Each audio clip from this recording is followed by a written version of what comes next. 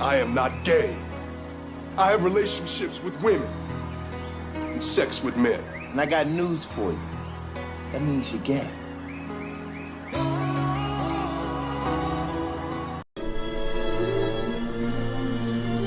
What are you doing? Adjusting your breasts. You fainted and they shifted a lot of whack.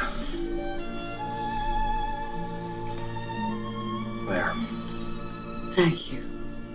Has she gone or is she here? Kathleen Kennedy's employment status is queer. Do not come. Do not come. I'm gonna come.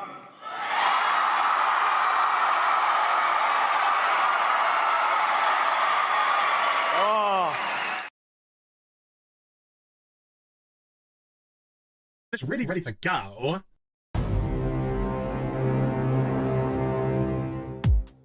Okay, Cicely! Okay, Cicely! Okay, Cicely! Take me by the hand, take me by the hand, take me by the hand, take me by the hand,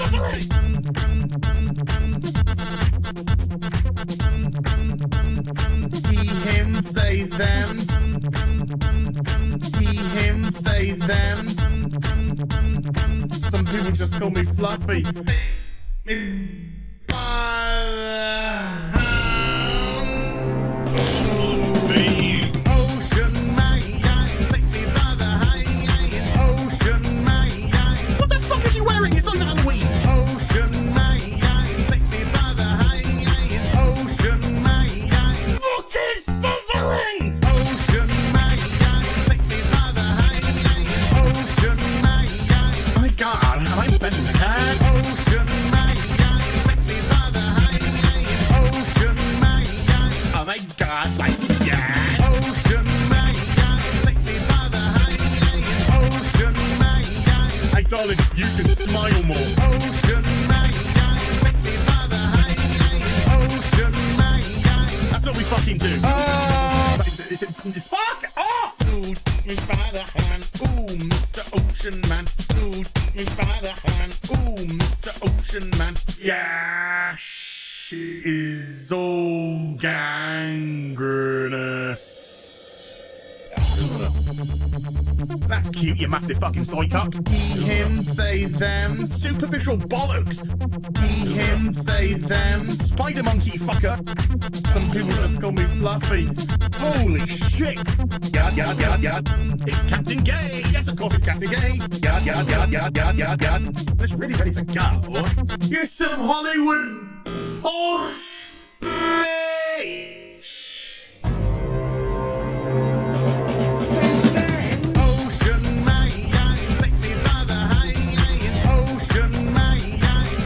Kitty fuck. Ocean man, take me by the hand.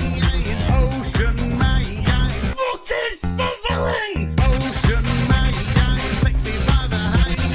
Ocean man, I'm gonna make one of your main balls. Ocean man, take me by the hand. Ocean man, oh my God, like yeah. Ocean man, take me by the hand. Ocean man, beat him into submission. Ocean man, take me by the hand. Ocean man, Ocean man, take me by the hand. Ocean man, yada yada yada yada. Ocean man, take me by the hand. Ocean man, you got me. Ocean man, take me by the hand. Ocean man, so fucking crazy. Ocean man, take me by the hand. Ocean man, fuck off. Fire, fire, big pants flyer. One of them. So that went well.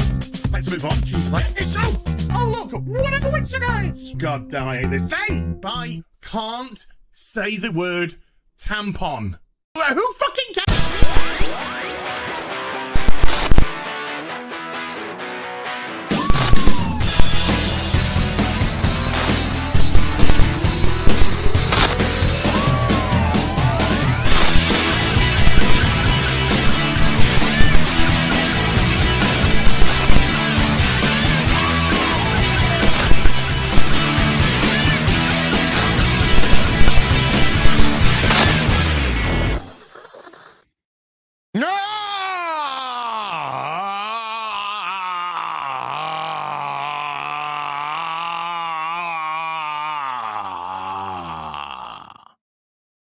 Good afternoon.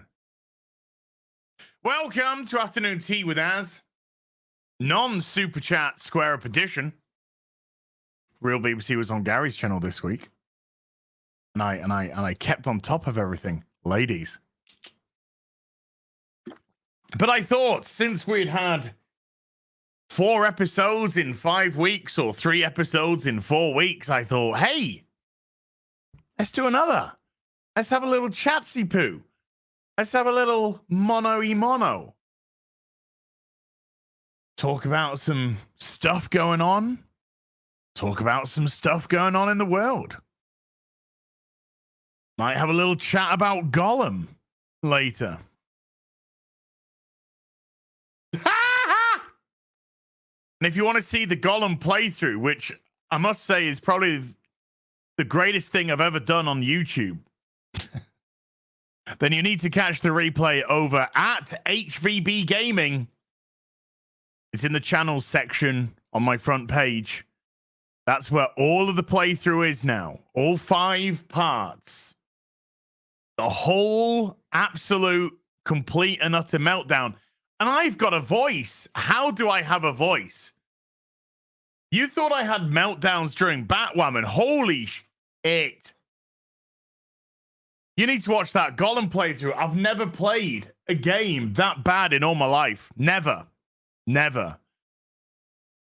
And if I have, which doesn't come to recent memory or even long-term memory, then it hasn't been on a stream, or if it's been on a stream, I've been like, fuck this.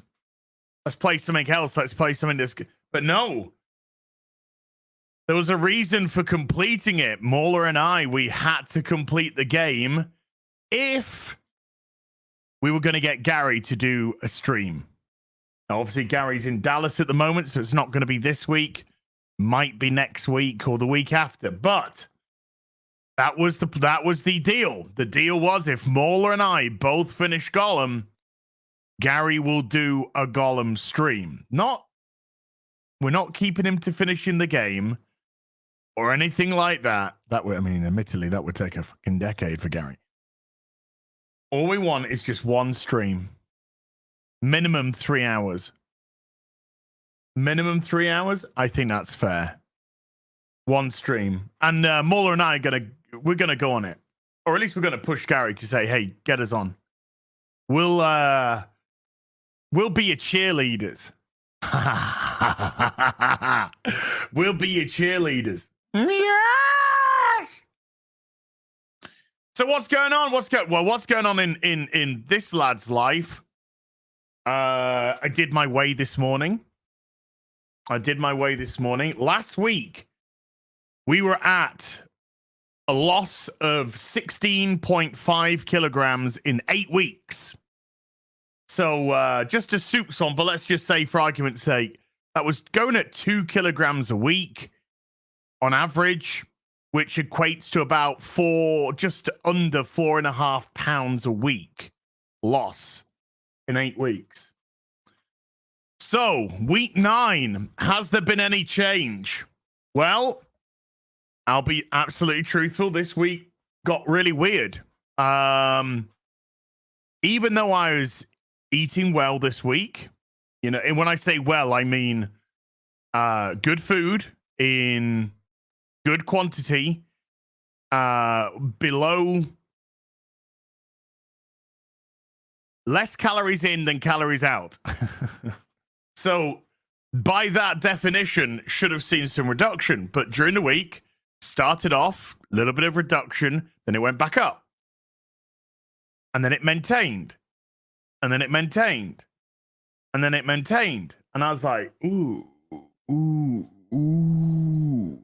What's going on? And this week has been the most active physically I've been in 3 years.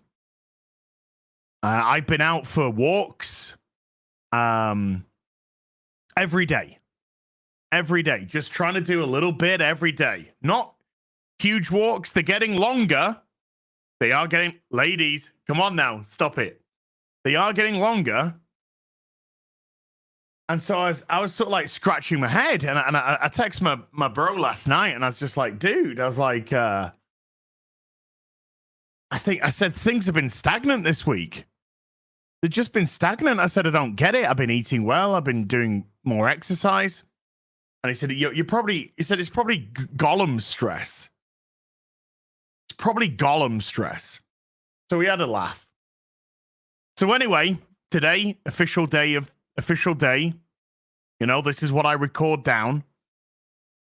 So I got on the scales this morning. After 9 weeks, we are down 19.1 kilograms. 19.1 kilograms, which makes it a 2.4 kilogram loss this week, which is actually the biggest loss to date. So last night, after finishing Gollum, after going on another walk after the stream, and I'd already gone on 2 little walks during the day, one before the stream, I did a quick lap of the block when I went for a cup of tea halfway through the stream. And then after the stream, I did a longer walk. When I say longer walk. Longer than just round the block, because I could go round the block in, a couple of 3 minutes, no problem. So, and then I came back and I was, obviously relaxed that I don't have to play Gollum anymore. But I mean, even though it's a hideous experience for me, it was the interaction with the audience and the feedback that you were giving and the way that you were pissing yourselves in the chat and stuff like that. That was cool for me. I thought that was cool. So yeah, getting on, having a good sleep, getting a good 8 hours in last night, waking up. 19 kilogram is 2.2 pounds. If you want to do it that way. So a kilogram is 2.2 pounds. So I think somebody posted that it's about 42 pounds in 9 weeks. Which is in stone, 3 stone. Basically 3 stone. That's 3 stone. So 3 stone in 9 weeks. Now, I did want to go to the gym this week. I didn't. I just went out for walks. So if I can get to bed in decent time tonight, I'll mention Sunday Funday in a minute. Sunday Funday is just going on hiatus for a couple of weeks because of Dallas and people are being away. But we'll be back at the end of the month. Don't worry. But I'll go into that in a moment. But if I could get a good night's sleep in tonight, get up early, then I'm gonna hit the gym. Yeah, 1 stone is 14 pounds, so 42 pounds is 3 stone. There you go, exactly. So I'll go to the gym, and we'll do a little bit there.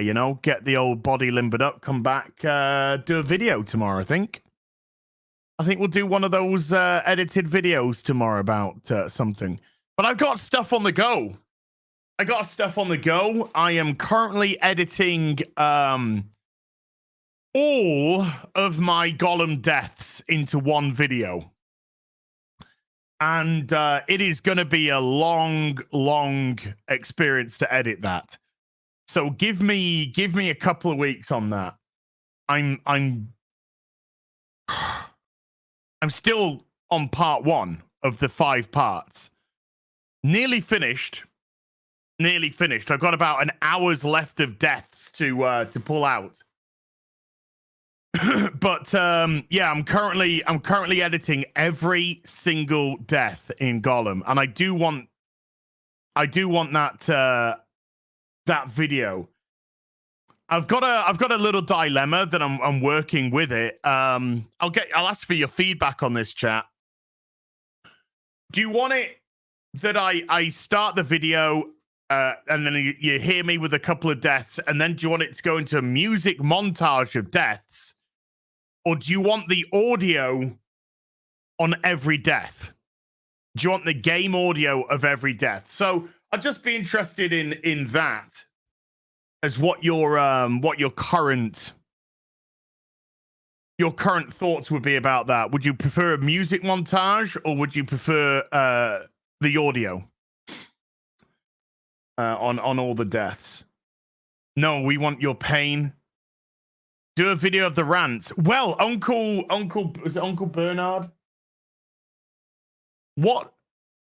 I don't want to overpromise,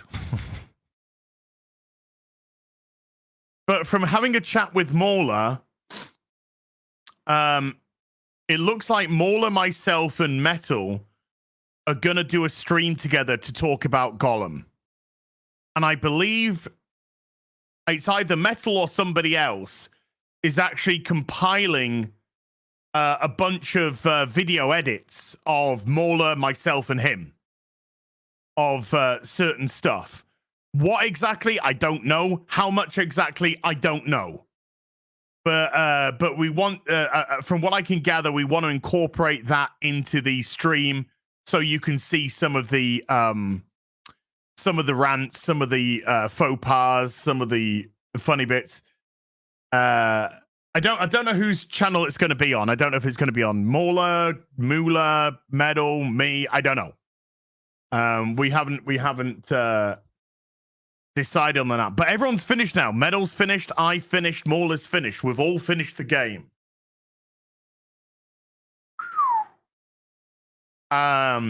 Big shout out to Chris Gore. Chris Gore had DM'd me a few times throughout the playthrough, saying that he was just loving the playthrough. And then yesterday, after I tweeted out, "It's over," I put the Lich King meme, "Father, is it over?" And then Chris actually replied to that saying, "This is one of the funniest things I've seen all year, regardless of the length of it." Because my playthrough ended up being about 24, 25 hours in total. Bear in mind that there was a lot of stopping. There was a lot of procrastinating in that. So if you edited out all of the procrastination and just got down to the gameplay, it would probably be about 16 hours, I reckon. But there was lots and lots of stop for chats and deaths. Sanity breaks is a really good way of putting it, actually. Yeah, I like that. There was a lot of sanity breaks that went down in there. So yeah, about 45% play, 55% rage.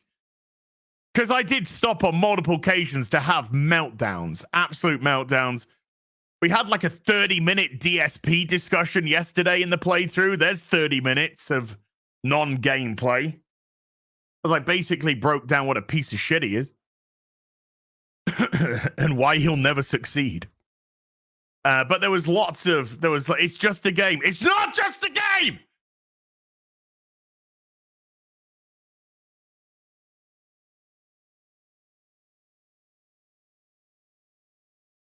It's not just a game. Procrastination or utter frustration? Ooh, definitely frustration. Definitely massive frustration. There was definitely some procrastinating going on. A little bit. But yeah, there was a lot of frustration. There was a lot of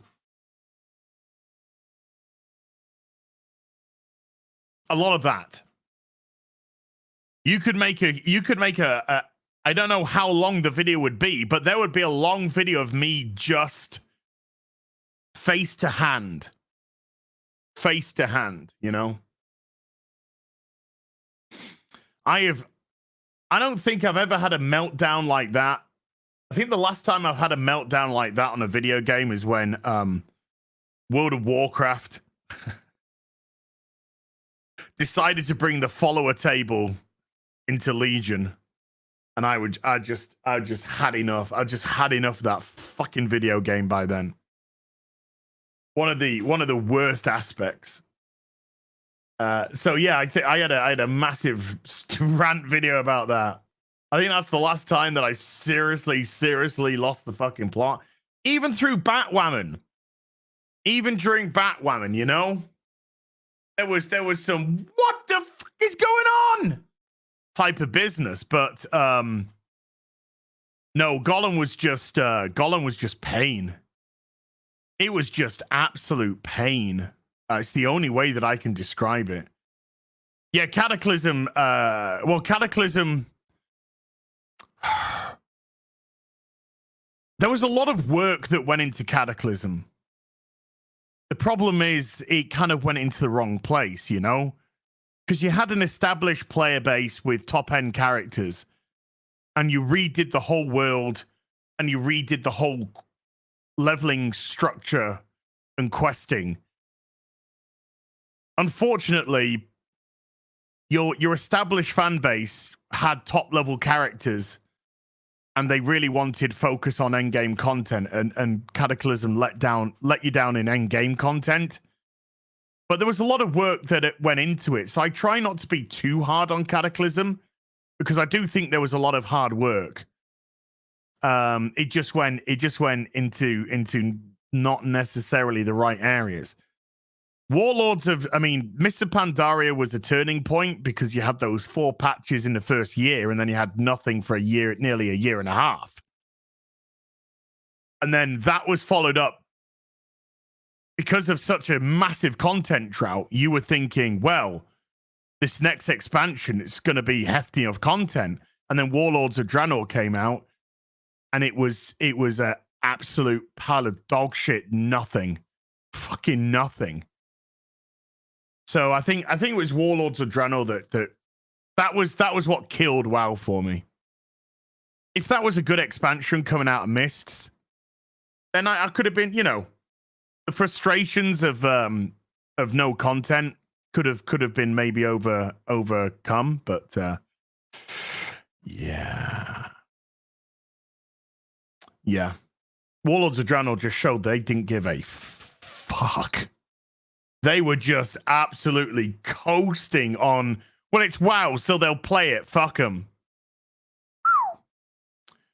Yeah, so I think that's what, so sticking around for as long as I did afterwards, you know, it's like being in a relationship. You know it's over.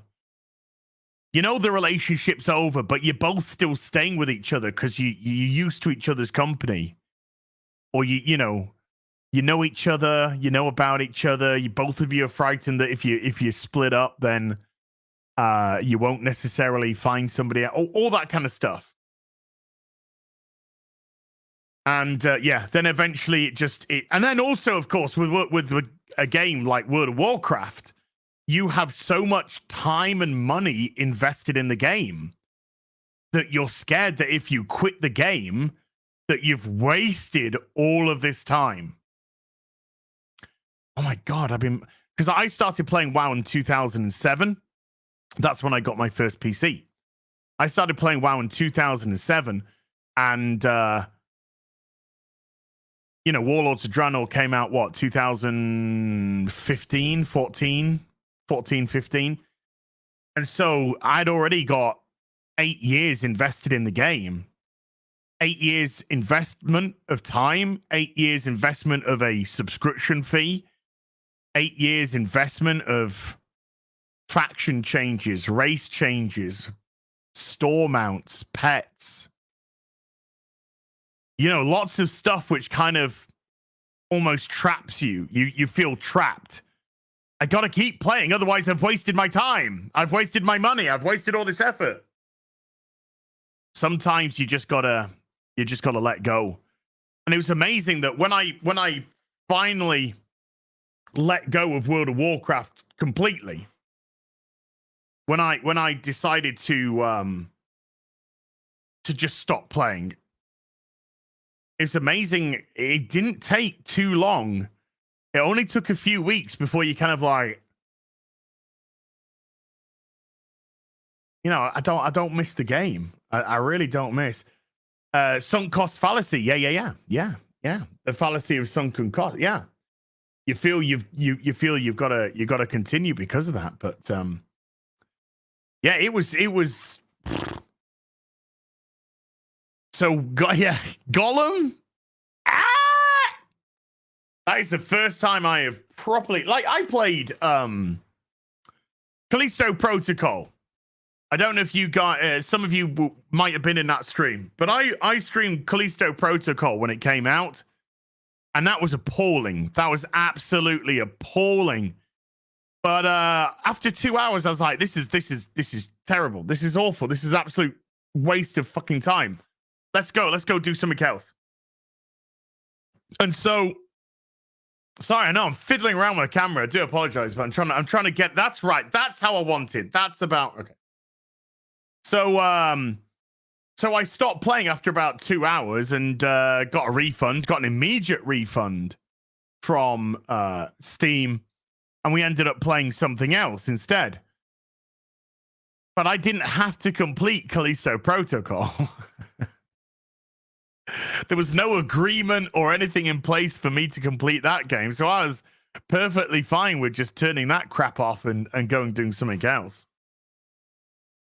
And I've seen some real copium with the game, with people saying, well, you know, people are being even harder on Gollum because Tears of the Kingdom has just come out, and that's a really good game, and people are still playing Tears of the Kingdom anyway. And I'm like, I'm playing Tears of the Kingdom. Gonna play some more today on stream.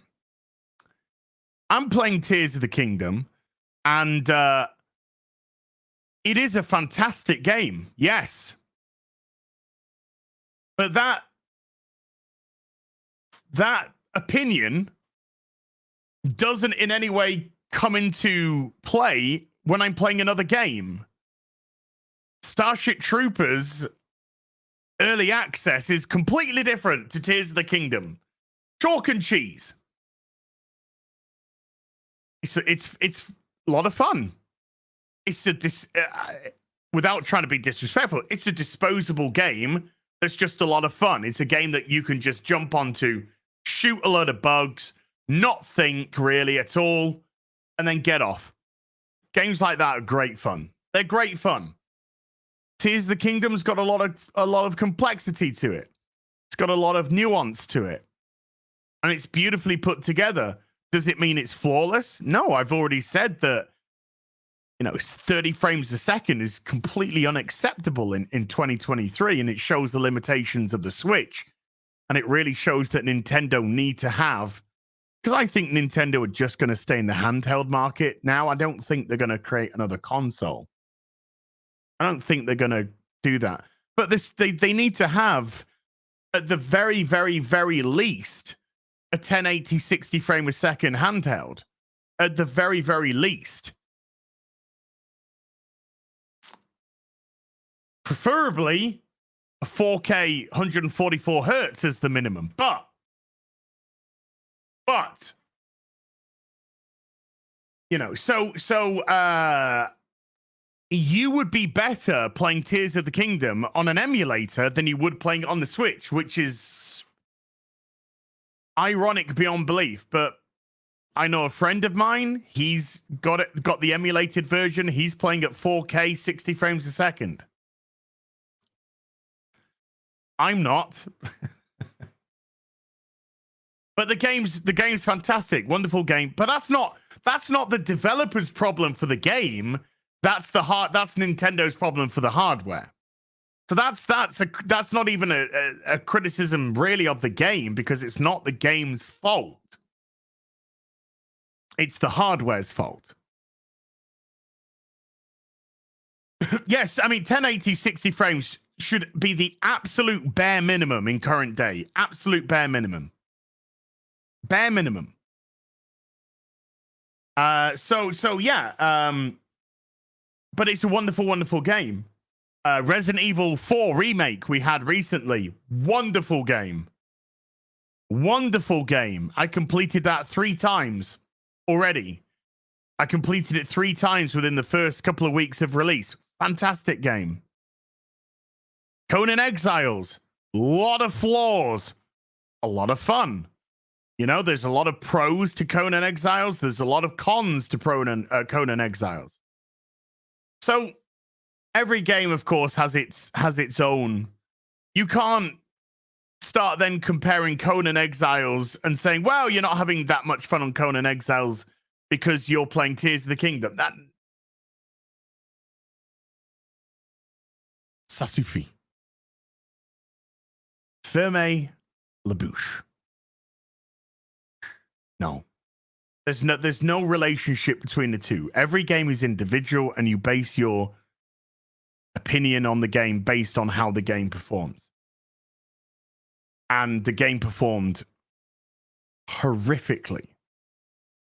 It was fundamentally broken. It's not the bugs that are the problem. It's the game that's the problem. The game was fundamentally broken from its gameplay to its level design to its voice acting to its animation to its everything. Fundamentally broken. Which did cause a lot of hilarity for you.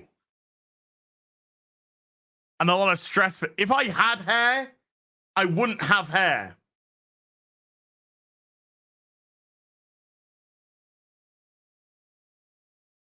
I wouldn't have hair now. Pronoun Exiles. Quite a good name, actually. Pronoun Exiles. Yes. Pronoun Exiles. Let's have a look at this. Let's have a look at this article from Eurogamer about Gollum. The Lord of the Rings Gollum. One does not simply expect technical competence. PlayStation 5, Series X and S tested. What about PC? I think it's fair to say that The Lord of the Rings Gollum captured the headlines for all the wrong reasons on its debut, with bugs, performance issues, an erratic camera, and unreliable controls. No fucking shit, Sherlock. Now, on its latest 1.3 patch, I'm finally able to test the game on PlayStation 5. It's coming to consoles. Holy shit. PlayStation 5, Xbox Series X, and Xbox Series S. But even with the extra attention, I haven't played a game in such a dire state for a tech review in a long time. That's because... Who must be... Which one's it?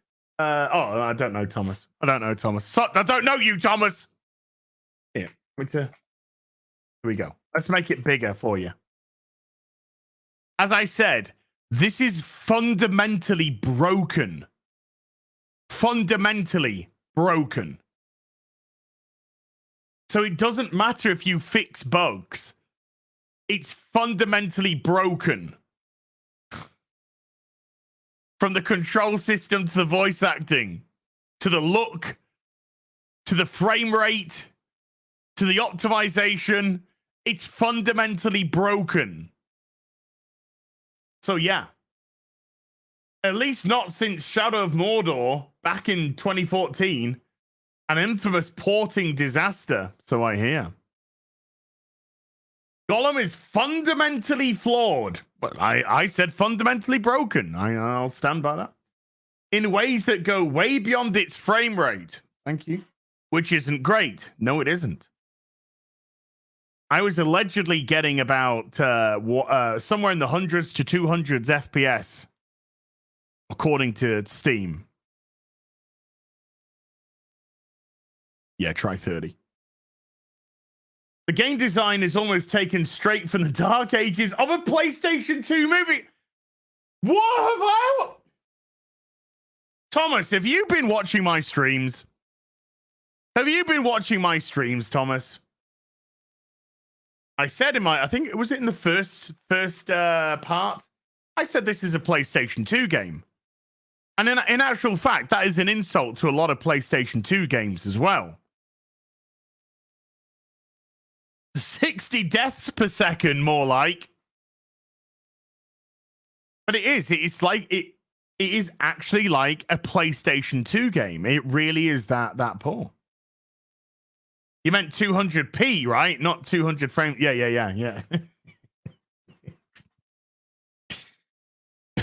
yeah. An era where movie franchises were invariably turned into 3D platformers with awkward controls, a disastrous camera, and in the worst cases, bugs, and more bugs. Given that the $50 to $60 price is inexcusable. Thomas has been watching my streams. It's okay, Thomas. You can be a fan. I understand. But there's still some interest to be found in examining exactly what's gone wrong here. Daedalic Entertainment first announced Gollum in 2019. An Unreal Engine project with some interesting ideas, a mixture of stealth, 3D platforming, and a good versus evil judgment system. For the stealth sections, you use shadows and bushes to crawl past enemy orcs, while in platforming bits, you navigate caves by clambering up walls, often with mundane goals like pillaging ID tags from dead orcs. Beyond its technical failings, which we'll get into shortly, the biggest gameplay issue is in terms of its visual design. It's often difficult to see where to go next in murky caves. Thomas, you... Right, okay. I'm joking. Thomas highly unlikely saw my stream. But these are the issues which we talked about on stream. How terrible the camera was. How terrible the sense of direction was. How terrible the frame rate was.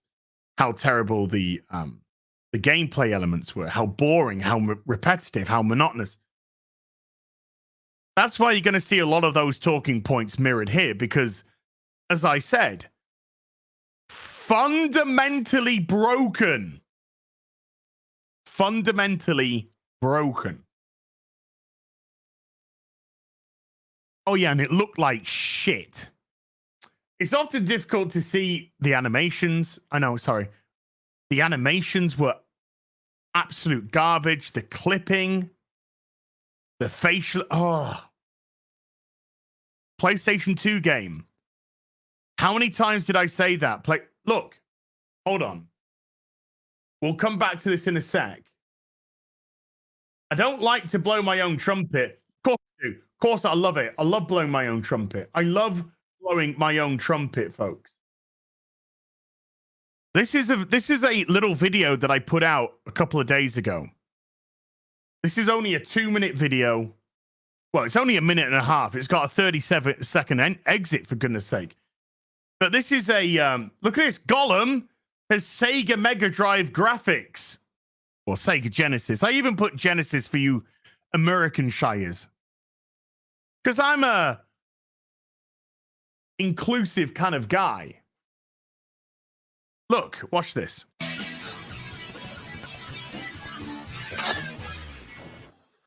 Look over the edge. Oh, boy.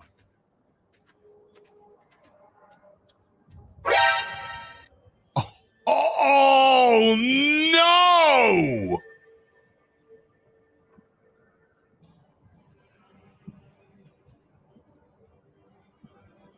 No!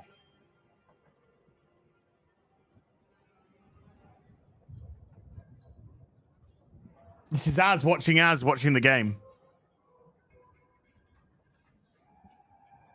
No! Right, so this guy here is clearly a fucking arsehole, isn't he? Look at him. Pink. What's that purple fucking t-shirt he's wearing? What is this? The 1990s?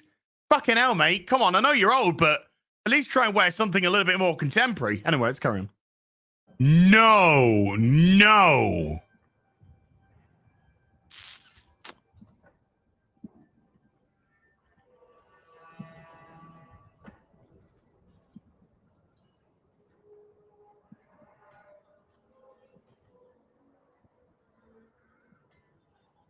There was a lot of that. Ooh. Oh. Aye.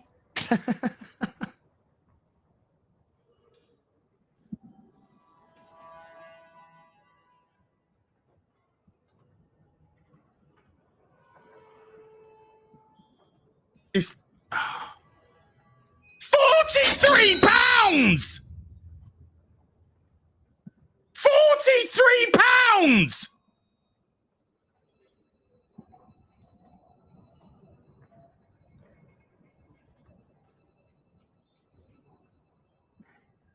This is a fucking Mega Drive game.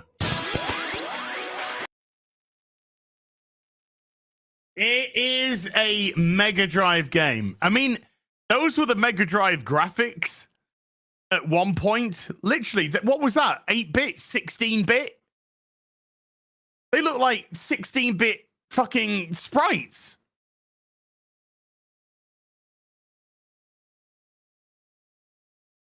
I would have loved to have taken my I would love to have taken my blood pressure during some of the sections. Fucking hell, I see that, Robert. I'll get to that soon, Robert, but I see that. You are too kind, man. Too fucking kind. Oh, by the way, for the people that super chatted on the Gollum stream yesterday, I put £250 at the end of the stream into the mortgage fund. I just converted it to dollars. Just counted up how many dollars that people said, put this into the mortgage fund. And then I just put that in pounds in, which is more than the dollars, but it's a good excuse for me. So, but I'll get to that. I'll get to that soon, Robert. Thank you so much. You way too generous, man. So that was a bit where you actually had what looked like 16 fucking bit graphics. The rest of the game just looked like a PlayStation 2 game. And somebody says SNES graphics. I saw somebody post SNES graphics in the chat. I actually saved, the raw file is saved as Gollum SNES. That's actually the raw file save. Gollum SNES. But I had to change, I couldn't put the title as SNES graphics because I did actually say, as you heard there, this is a Mega Drive game. So I had to make the title marry with what I'd actually said. So yeah, Mega Drive, Sega Genesis, graphics. So yeah, the guy was, when we're talking about pathetic graphics, it's not just on the main game itself, which is what it is, but it's also jeez, man. Right, okay, here we go. Beyond its technical failings, which we'll get into shortly, the biggest gameplay issue was in terms of visual design. It's often difficult to see where to go next in murky caves to judge whether a nearby wall is climbable. Because you could jump rather high as Gollum. And you could jump up a wall that big, right? The game would let you jump up a wall that big. But then you could get to a section where the game wouldn't let you jump up a wall that big.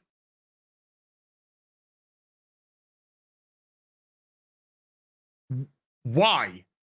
If I can jump up to a wall this big, why can't I jump a wall that big? Because we don't want you to.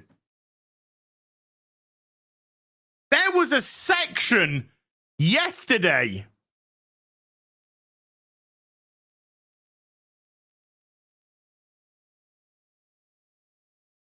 We're going to get meta again, folks. We're going to get meta. I'm going to go into my back end. I'm going into my back end. Because even though the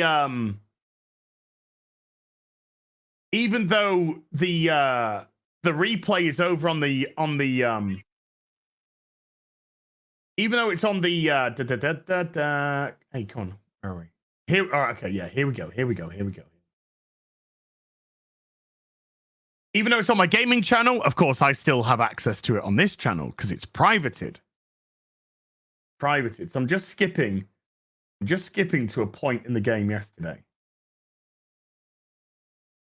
Okay. And I go. Here we are. Right. We're going meta again, folks. We're going meta again. This is an unbelievable example of how technically bad the game is. How technically bad it is. Right. That's for the sore throat that I'm clearly getting from all this manic shouting. And believe it or not, no sore throat. Dumpster fire of the game. Love from Sweden. Alex, thank you, sir. Okay, I'm a little bit fucking triggered, all right? I'm a little bit triggered. I've been playing Gollum for 5 fucking hours that day. I'm pretty fucking triggered. Appreciate you. Okay, let's stop it here. This is an area that you see multiple times in the game. This is a climbing area. You can tell it's a climbing area because it has these vines that go across and you've got these little flowers as well. Okay? So it's one of those typical examples in a Tomb Raider game, an Uncharted game, where you can see a climbable area. Okay? This is the game telling you you can climb here. So what do? You jump on and you climb. Yeah? You jump on and you climb because it's a climbable area. You've done it 100 times in this game already. You've done it 100 times already. Let's carry on. Let's carry on. And Poseidon 625. So I'm climbing up and it takes you to the ledge. You see how the ledge is white? That's telling you it's a climbable ledge. It's a ledge that you can hang from. Okay? Every game does this. Every platform game does this. You have your tells. You know which boxes are destructible. Why? They've got yellow on them. That's a Resident Evil one. They've got yellow painted on them, or yellow trim, or something yellow, which makes you, that says to you, the developers are saying that's breakable. These are subtle. These are subtle ways for the development team to tell you what type of gameplay you can utilize. Okay, let's carry on. I mean, you all know this. I'm not mansplaining. You all know this. But I want to make sure that it's verbalized so we're all on the same page. And we all go, yes, we know. Okay. Remember, I'm doing the race of the stupid balls. Wraiths. Fucking purple fucking balls. Wraiths. Yeah, they look like wraiths. Okay, so let's stop the camera here. What do we see down here? We see another climbable area. Hold on. I'm trying not to hit the bar. Here. We see another climbable area. Just like the 100 climbable areas that we've done before and the one we just did moments ago. So the game is telling me I can drop down onto this climbable area. That's what the game's telling you. That's what the devs are telling you. Let's carry on. They don't just look like balls of bullshit. Yeah, they didn't want you to grab onto it.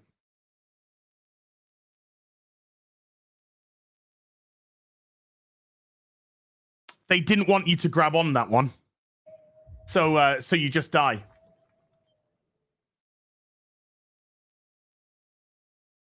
You just die. The grabbable area that says it's a grabbable area is now saying, no, it's not a grabbable area.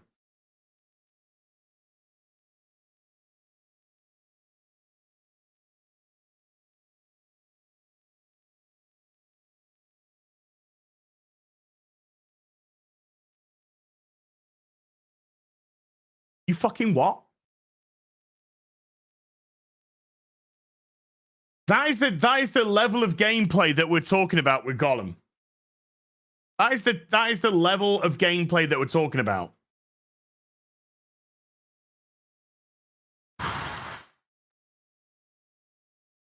There were so many aspects of that in the game. So many different aspects of that bullshit.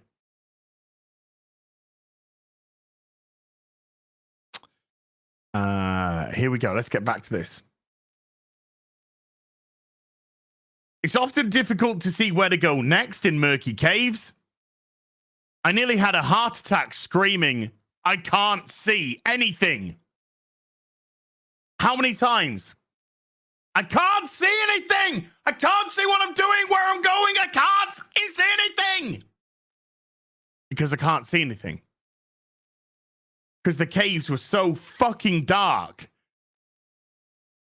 And the rules constantly changed. To judge whether a nearby wall is climbable, or whether it'll lead to Gollum plummeting to their doom, which we just saw. Booting the game up on the PS5 and Series X provides us with the choice of 3 modes, with performance mode enabled by default with quality and quality RT. I imagine that's ray tracing. Options alongside. All modes run with the same core visual setting and target. Notice it says target, 60 frames a second, with key differences being the resolution target. On performance, for example, Gollum runs at 2K on a PS5 and Series X, but dynamic resolution scaling will drop it down to 1080p. Alongside is the quality mode, which instead runs at a fixed 2K, trading frame rate for image quality. Quality ray tracing re-engages DRS to make up for the added GPU strain of ray tracing, with the 2K target often dropping to, well, upscaled 2K. Upscaled 2K, which isn't 2K. Jumping over to Series... fuck the Series S. We don't need to know about that. Most curious of all the options on console is the ray tracing mode on PlayStation 5 Series X. The team at Daedalic includes ray tracing shadows and... I was going to say retweeting for a second then. Ray tracing reflections on PC, but it's reflections only for PlayStation 5 and Series X. And these reflections are selectively applied to the level 2. Around Gollum's cave, for example, there's a crisp mirror image on water bodies like puddles, which generally look superb. The opening cave area is a great ray tracing showcase with dewy wet surfaces. The drawback is that most puddles across the level aren't ray traced and instead revert to a screen space or cube map method. So it's a mixed result. Where ray tracing does appear, the results are impressive, even if you pay a performance penalty for it. Look. I'm playing with a 40 fucking 90. 40 fucking 90, okay? I can't even fucking remember any ray tracing in this game.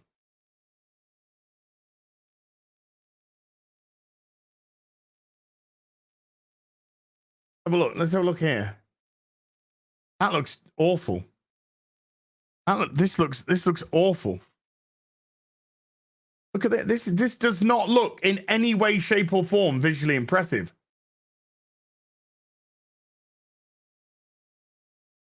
That on the Series X quality mode. Oi, oi, oi. Look at how much they got to they got a motion blur.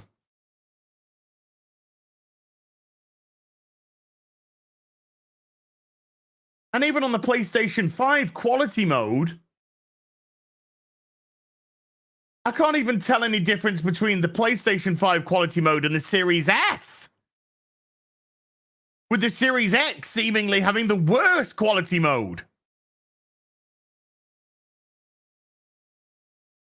Yeah, this is supposed to be water.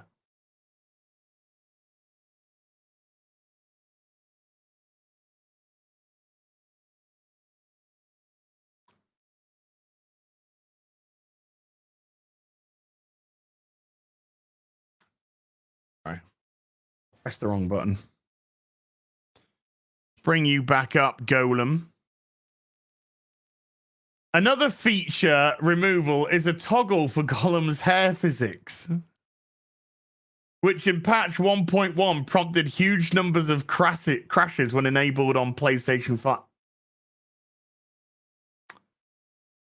Moving on, there are other issues. I've had gameplay load after a cutscene with no geometry. So did MauLer. MauLer loaded in multiple times with buildings vanished, gone. Buildings had gone. Or collision meshes leading to Gollum falling to the bottom of the level, reloading, and the same bug occurring to repeat the cycle. I fell through the world at one point because I was trying to jump between two rocks and I just slipped through the middle of the rocks through the world.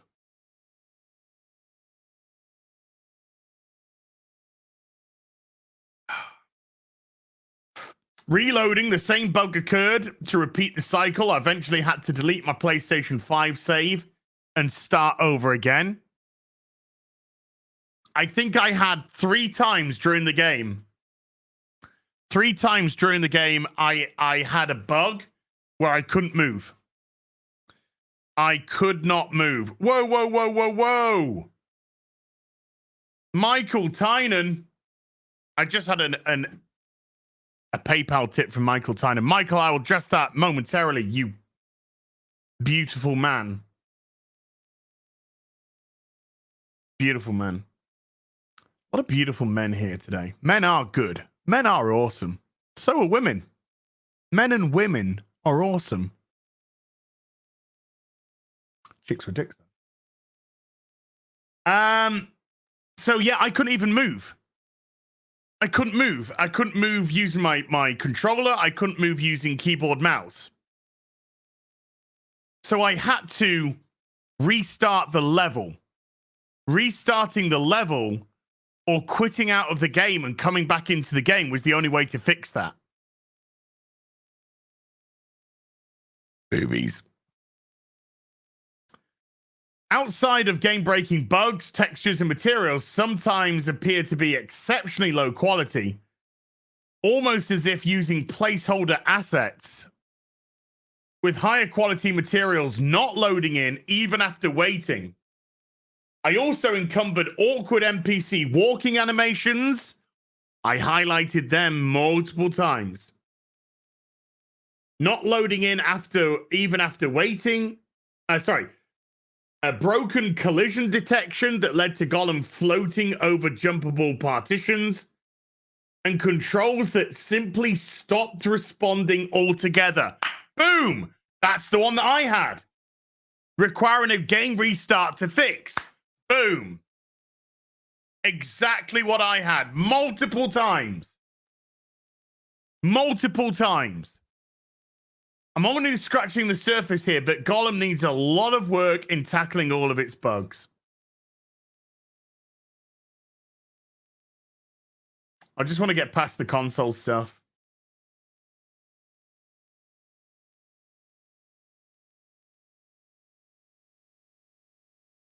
Yeah, that'll do.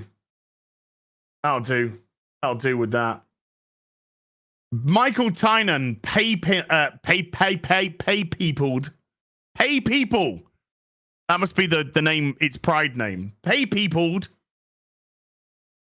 Michael Tynan, pay peopled on the pay people button. £200. Been quite busy, my esteemed friend, with travel and work, so I missed many a stream. Had to spend a whole week in Silicon Valley. Fucking hell. God forbid. This donation is for your future abode. May all your dreams come true, sir. And may God shine his blessing upon you. Thank you, Michael. Michael, that's going to go into the mortgage fund after the stream. I don't really need to make a note of that. I will in the old make a note of stuff book. So, Michael, thank you so much. I'll put that 200 into the mortgage fund, which is my, what is today's date? The 4th, 4/6/23. Mortgage fund. And £200. Yes. Okay. Because you can choose what you want me to do with your supers, folks. Because unlike DSP, I don't have a crippling mobile phone gambling addiction. And so, you know, I put a set amount of money out my YouTube pay every month into my mortgage fund. I say every month. I've been doing it for 2 months now. 2 months? Just over 2 months. So I put a set amount in regardless. But if you say to me, hey, Az, put this super chat into the mortgage fund, I'll put it into the mortgage fund. I'll put it into the mortgage fund. All that means to me is the mortgage fund just gets bigger. So I'm okay with it.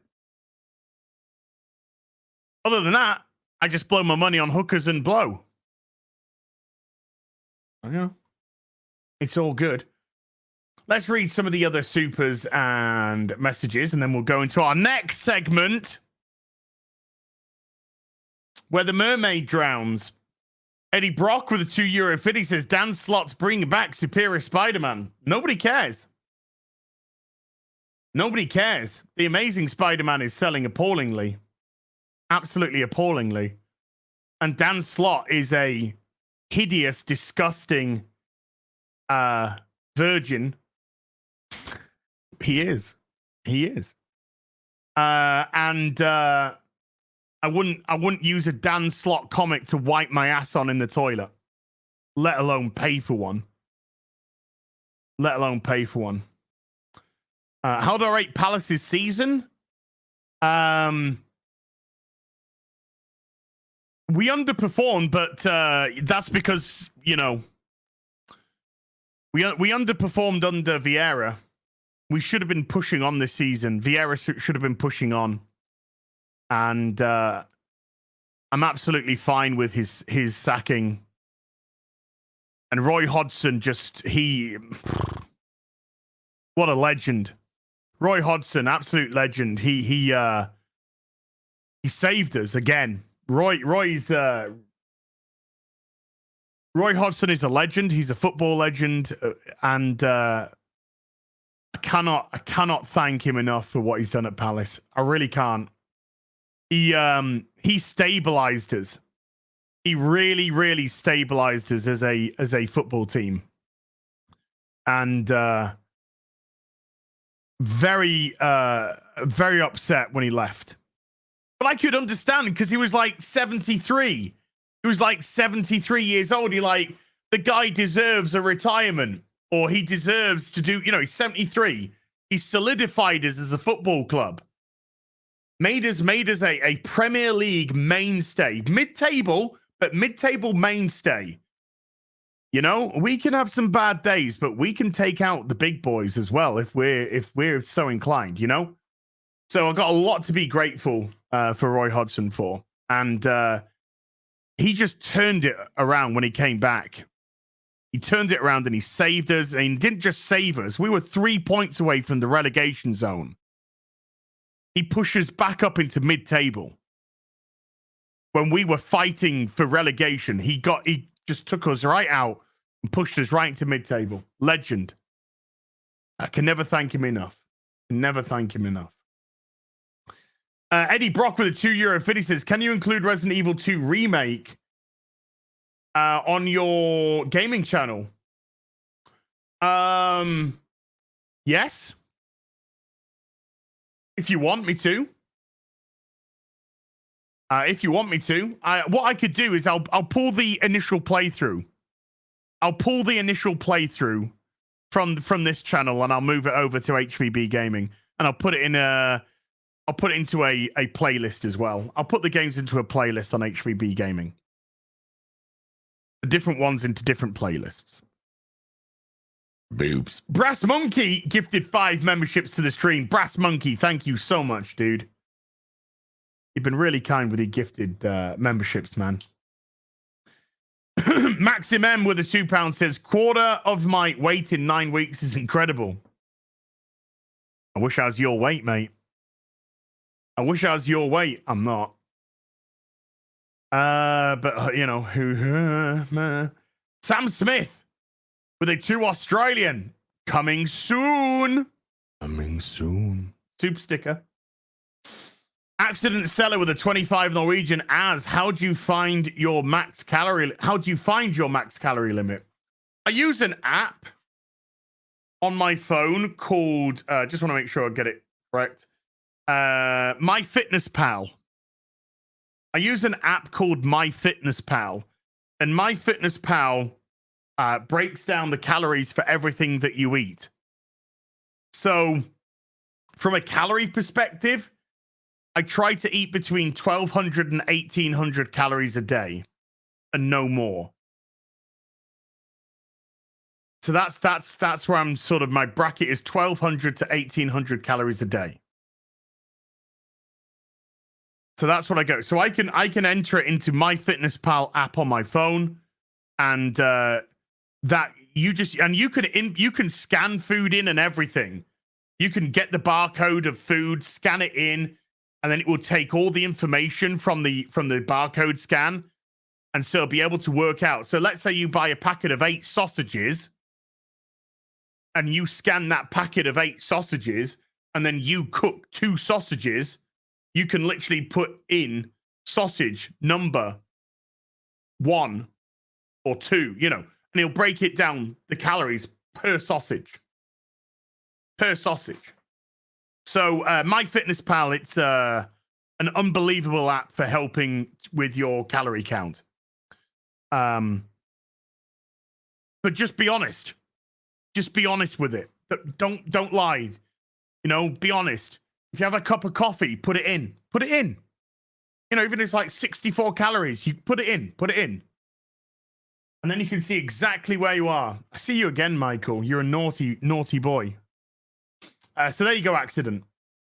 SJ Almighty with a £5 super sticker of critical hit. Yeah, Kate, it's really good. It's really, really good.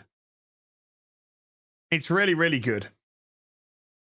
The warped eyebrow with a £2. Love the new theme. Did you create it yourself? You mean this?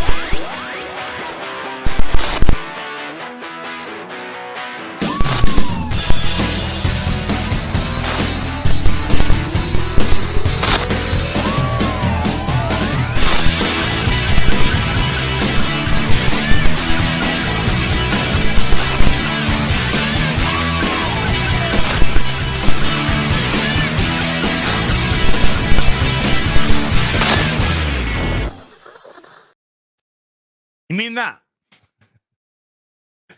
No, I had it commissioned for me. Arta Dominique did all my graphics. She did that outro. She's done an intro. I edited a quick intro based off it. I got all the assets for it as well. So if you saw my latest video, God, how meta are we gonna get today, folks? How meta am I gonna be? Let's get meta. So on my latest video, which is a review of Spider-Man Beyond Across the Spider-Verse, I could do things like this because I have access to all the assets. So if I just mute me, so I could actually utilize the TV, for example. And so all this is, if you know anything about video editing, all this is the trailer, which has been shrunk down. And then I have this TV asset with a green screen. I code out the green screen, and I overlap it on top of the trailer in the editing software, and then I lap myself on top of that. So this is 3 pieces of information lapping on top of each other. The bottom one is the trailer. The middle one is the TV screen page. And then the top one is me on a full screen, shrunk down as well. So, yeah, it allows me to do. So I thought that was quite, I don't know. I'm trying things out. I just thought it was quite interesting. Because what I can do is I can increase the size of the TV. I could shrink me down and increase the size of the TV so you can see more. So I'm just trying things. I'm just trying things to make my videos look a bit more visually appealing. I mean, ultimately, does it really matter? Well, probably not. You see people like Yellow Flash, Ryan, they'll just do voice and have the thing on the screen. And I've done that multiple times myself. I did, so really it's probably about the person ultimately. But I just personally wanted to do something different. I just wanted to make it look a little bit more fun, interesting, visually appealing. You know, it's fun to edit. It is fun to edit. It is very time consuming, but it is fun to edit. I mean, the Miles Morales video. This took me probably 3 hours to do. Maybe just over 3 hours to do. Which is quicker than the Brie Larson one took me 7 hours to edit. The Brie Larson video. That was a 7-hour edit. But I thought that, you know, I'm happy with the way that I'm happy with the experimentation. Don't give away your secrets, as DSP may be watching. Trust me, DSP thinks it's a big deal if he changes the Ark of the Covenant to a packet of Hubba Bubba chewing gum. He thinks that is an improvement to his stream. Guys, I improved my stream. I put a Hubba Bubba packet there. That's $5,000 a month, according to my bankruptcy report. Trust me. You ain't going to be doing any of that. No, sir. No, sir. Eric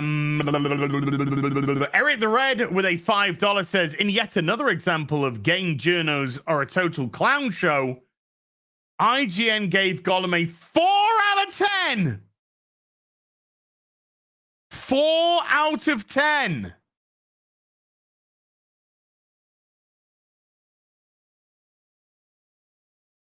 Yeah, well, that's 3.5 points too many. Well, actually, 4 out of 10 is 7 points too many. 7 points too many. Should be -3. -3 out of 10. Jim the Viking has been a sorcerer for 5 months and says, WoW died for me after Cataclysm. I just couldn't deal with all the hand-holding and shiny markers and where to go and complete quests. Yeah, it's, yeah, I mean, I think Lich King was peak World of Warcraft in terms of utility for players. You didn't need anything more than was provided. Yeah, it got really handheldy and it got really fucking dull. Really dull. Little Dutch with an €11 says, greetings from one Transformer collector to another. I hope you're doing well. I'm listening to you while I enjoy the newly reissued KFC Kingzilla Snapdragon. Big recommendation from me. I do have the, I've got the Fans Toy Snapdragon. And I love that. I absolutely love that. KFC, I don't think I've bought any KFC.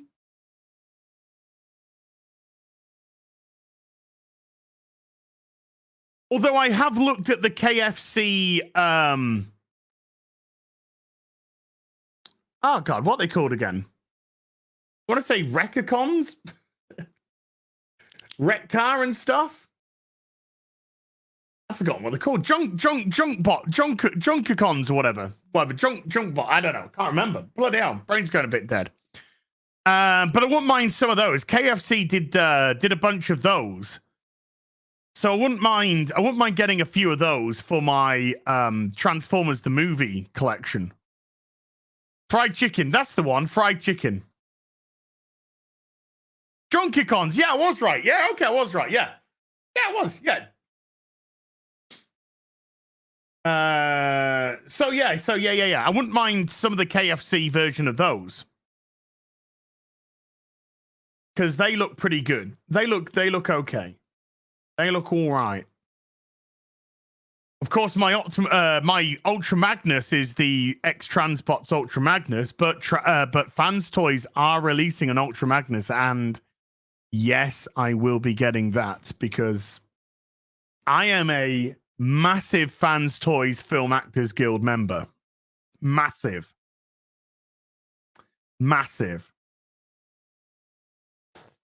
As your drive to the cinema is stunning, such wonderful countryside in Yorkshire. It is. It is a beautiful drive. It was a good day, actually. We did. I actually got. It's calmed down now, but it still hurts here. I actually got a little bit sunburn on the top of my head, which is now calmed. Which is now, looks like I've actually got a little bit of color in my head here. Maybe I need to go out more. I quite like this little bit of color. A little bit of color. But yeah, we went out. He's got a convertible as well. So we actually put the top down in the convertible, and we had we went to the cinema, we went back, we drove. I had to pick up some stuff from the post office, so we drove to the post office. Then he needed to pick up some stuff, and he said, "Do you want me to drop you off home first?" I was like, "No, let's go. It's a beautiful day. It's a beautiful day. The top's down. Let's just bask in the sunshine." And so we went for another drive to pick up some stuff for him, and then we came back home. So it was a great day. And then I got back, and then I edited the review, and then I did FNT, and FNT was an hour earlier last week, which was so good. Oh God, I wish it was like that every fucking week. Every week, please.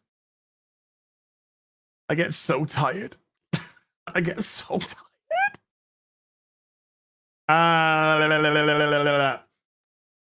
CJ with a $5 says, "Forget the technical issues. Let's focus on what is important. How is the diversity and representation in the game?" Thankfully, the game was so bad they didn't even attempt any of that. Thankfully. B Buster with a $5 says, "Just for going through that awful game, but at least we'll see Gary play it." Yeah, we'll get a stream. We'll get a stream of Gary playing it. And that is probably going to be the most hilarious thing you'll ever see in your life. Let's just keep it real.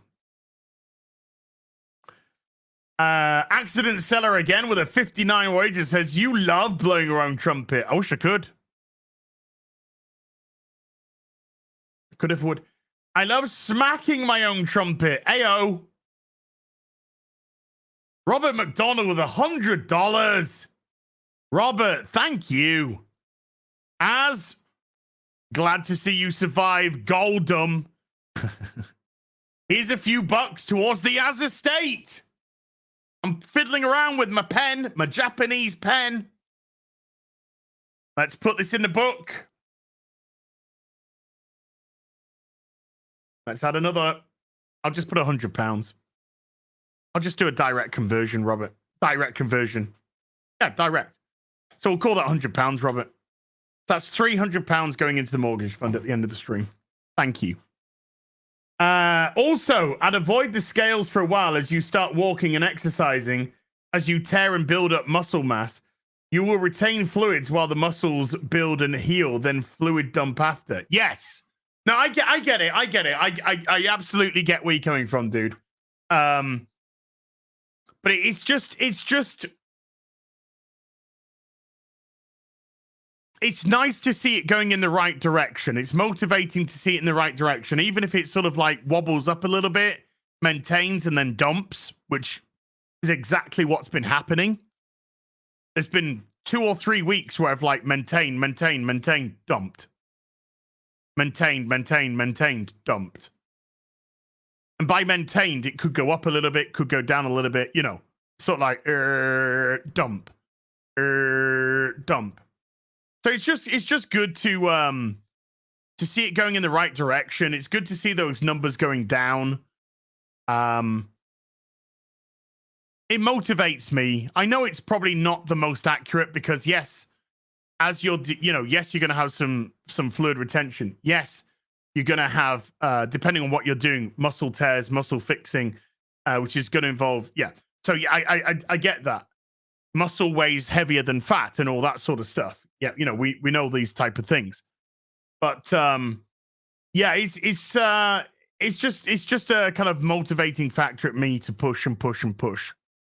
And I went over a couple of little milestones. Well, I went over one milestone.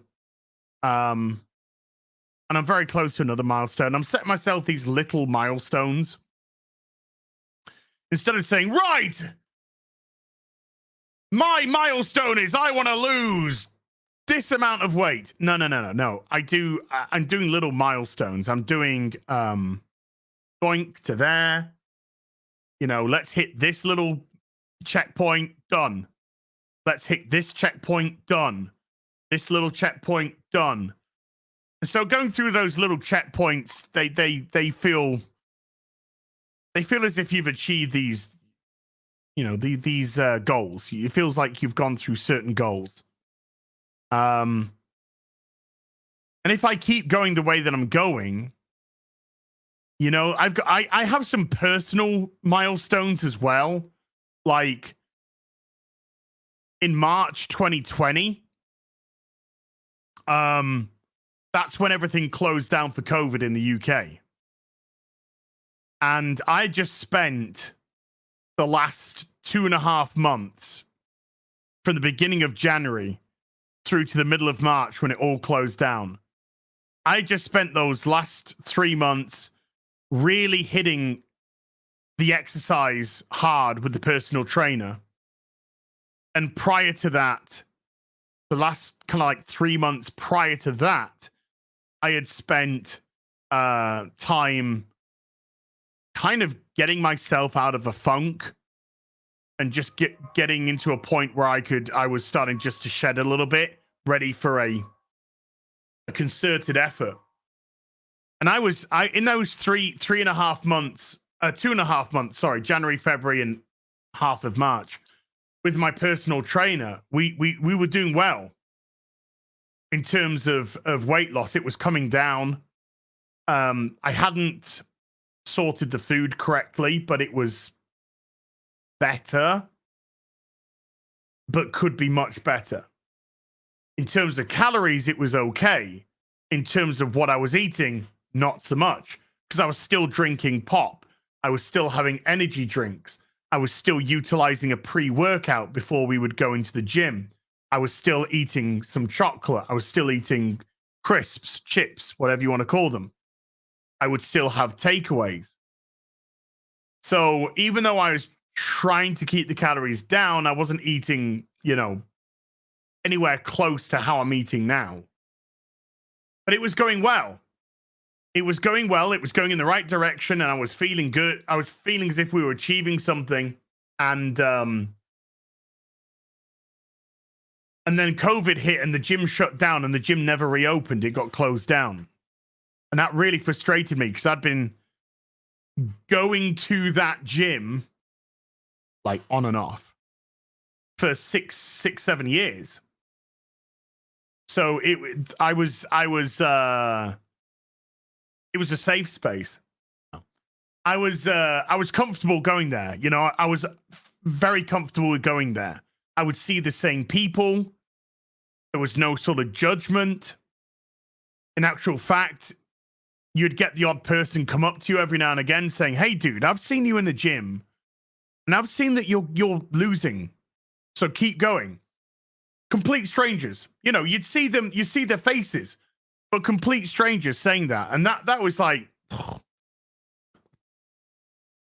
you know, such a motivating factor. But that gym closed down. So the place that I felt comfortable with going is gone now. And I have joined another gym. And I'll be honest with you, I don't like it. I don't like it. I don't like this setup. I don't like the atmosphere. I don't like the fucking music. I don't like it. My mate's gym, sometimes I'll go to my mate's gym with him. I like that gym. But that's a long way from me. You know, we gotta, that's a long way from me. So, you know, I still haven't found the gym that I'm comfortable with. No, it's not. No, I mean, technically it's a chain in as much as they do have a few of them, but not many. You know, there's not a huge number of them. But yeah, and it's that sort of aspect's very important to me in terms of trying to lose.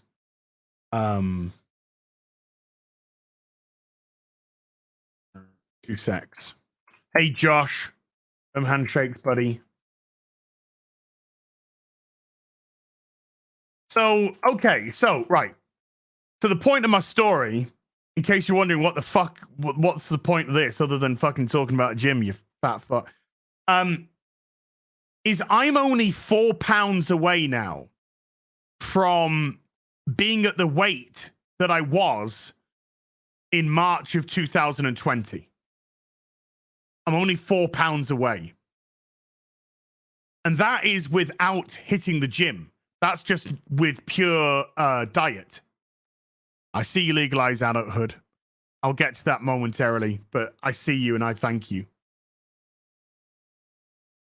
So I'm only 4 pounds away from that. So if I can start regularly going to a gym, plus doing what I'm doing on the food side, I'm going to start smashing some goals, you know? Because right now, I'm fucking motivated. I am motivated, yeah? I went out to the cinema with my mate. We got to the kiosk. Do you want anything to eat? No. My treat. You take me out. No. No, I'm okay. I had nothing at the cinema. No popcorn, no sweets, no pop, nothing. Just sat there and I just watched the movie. Then after the gym, like I said, we did a few errands. I went to the post office. He needed to pick up some stuff. We're by a big supermarket. We're doing some stuff and we're buying a big supermarket. He says, I need to go in and just get a few things. He says, do you want me to pick you up anything? No. No. You know, that, and that, for normal people, because there's plenty of normal people in this chat. For normal people, that's just normal as. Not for me. You know? Not for me, it's not. For me, it's, that's such a hard thing to do. Or has been such a hard thing to do. It's so easy when somebody says, do you want anything? Oh yeah, get us a Snickers. Get us a cherry Coke. Get us a Monster. Get us a big packet of Whatsits. You know, whatever it may be. It's very easy, or has been very easy for me to say things like that. You know? And it's been very difficult for me to say no. No. So, so from that perspective, that makes me realize that I have clicked into that mindset now. I have clicked into that mindset. Today, I mean, I've got a little block here. There's a block of houses here. Like I said, I can walk around the block of houses. It'll take me 3 minutes to walk around the block of houses. It's not a long walk, but it just stretches the legs, you know? So I'll do a couple of laps of that a day. You know, today I went out, I did a lap, but instead of coming back, I then went up to the top, to the park. And then I got to the park, and then I turned around, and I came back. And then when I came back, I went back round the back, round the front, round the side, round the back, and in. So that was just a longer version. That took about 10 minutes to do. And I did that before the stream. I did that at 2 o'clock, half an hour before the stream started. And I got back about 12 minutes past or whatever. I don't know, somewhere around there. So what I'm trying to say is, I'm just seeing my body is saying, can we just go a little bit longer? My body is saying, I can do a lap, no problem. You know, can we just go a little bit longer? And that's your body telling you that it wants to do that. So I got myself a gimbal. I got myself a gimbal for the phone so I can get some better stuff. So so just those little things. When your mind is telling you, let's just go for a bit more. Let's just do a little bit more. Then it's it's encouraging. You know, it's sort of it's encouraging, of course, and it's a natural endorphin release and all that. But yeah, it's just nice to have those little, like I said, it's little things, and I just want these little things to combine, and then before you know it, you've got a big thing. Lady, stop it! Come on now, that was totally a dick joke. But you know, if you just add up all these little milestones together, then they start to add up. And like I said, I've just been going through little bits and little bits and little bits at the moment, and 42 pounds down in 9 weeks. Long way to go. Long way to go, you know. But it's a start. It's a start. It's a start. Best name I can think of with a 5 gifted memberships. Thank you, dude. You've been very kind with gifted memberships as well, buddy. I appreciate that. D Breezy with a $10 says, for the demonetization. Oh, should we have a look? Let's have a look, folks. Are we demonetized? Yes or no? Oh, we're not. We are currently not demonetized. If you've noticed, hey, this is just between you and me, right? If you've noticed, are my fucking things not working? Not the first time in my life I've said that. Are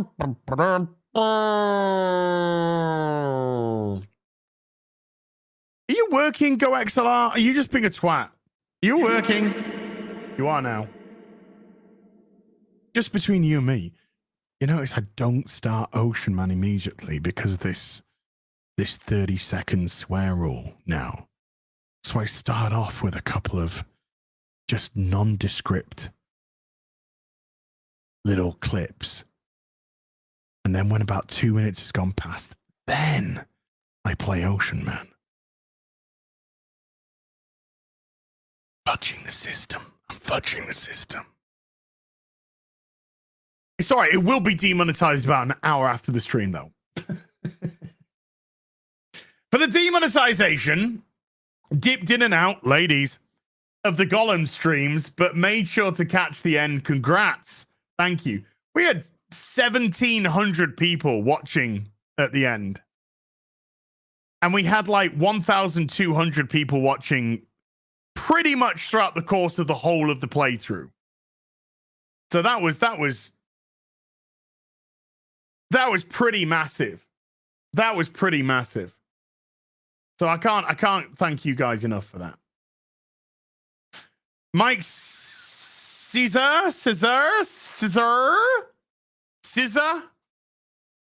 King scissoring.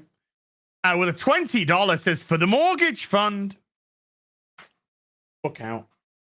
$20 for the mortgage fund as or put towards Gollum 2. Ah! Hey, do you know that they are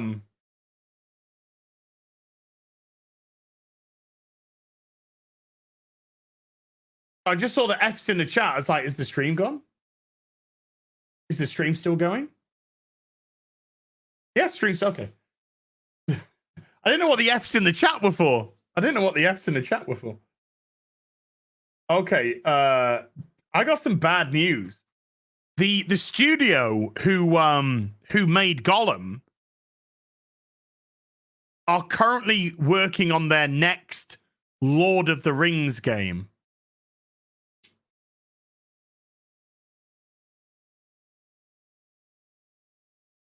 They're currently working on their next Lord of the Rings game. Can you work on handing your fucking resignations in? Thank you, Mike. Matt Murphy has become a member at the BAAAAAAAD level. Thank you, Matt. And then Matt Murphy with a $50 super chat for the toys. Remember to have fun along the journey. Thanks for the laughs. Matt, thank you.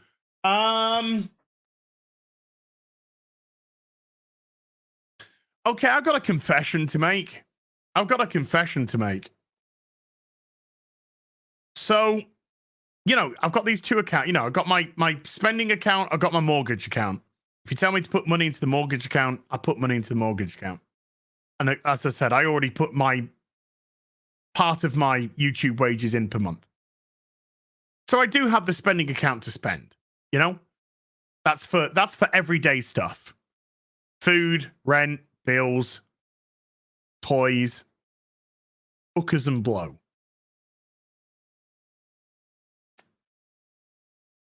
I got £1,000 worth of Lego coming tomorrow.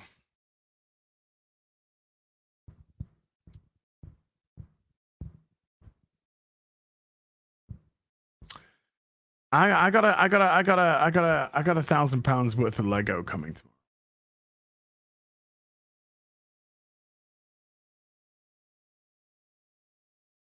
So I've seen people. I need your feedback. I need your feedback again, chat. So I see these people doing videos, and they do these videos that are just like, this is $800 worth of Lego. And I'm just like, should I just do £1,000 worth of Lego video and put it on the Hot Toys channel? Yeah, that's 1,000 GBP of Lego. So should I do a video for the Hot Toys channel where I just go through the £1,000 of Lego? Just go through the boxes. Do you want that? Yes? Okay. We'll do that.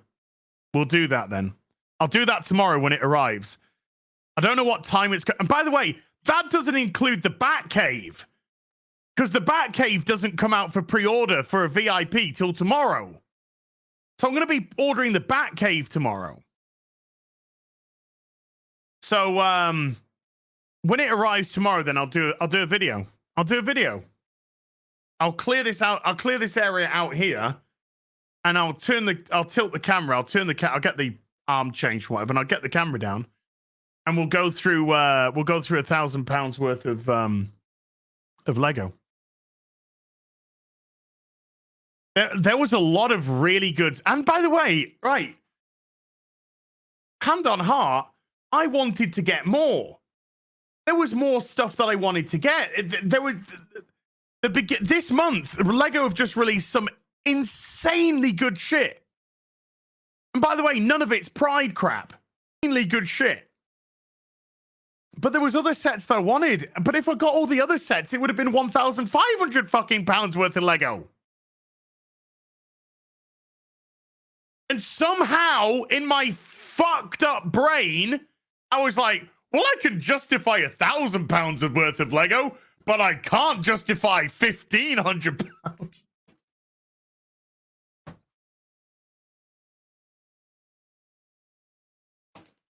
What? So,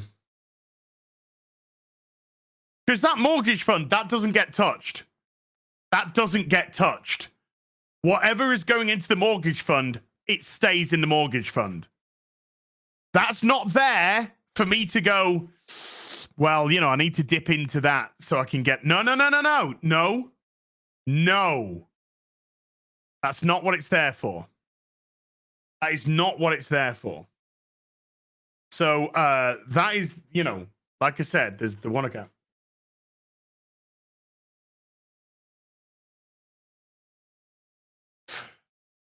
So I've been building Lego up. I built up the boutique. I built up the Ninjago Gardens. I built up so much stuff. I've built up 2 modular cases worth of stuff downstairs. No, that's for a house. That mortgage fund is a mortgage fund for a reason. It's not a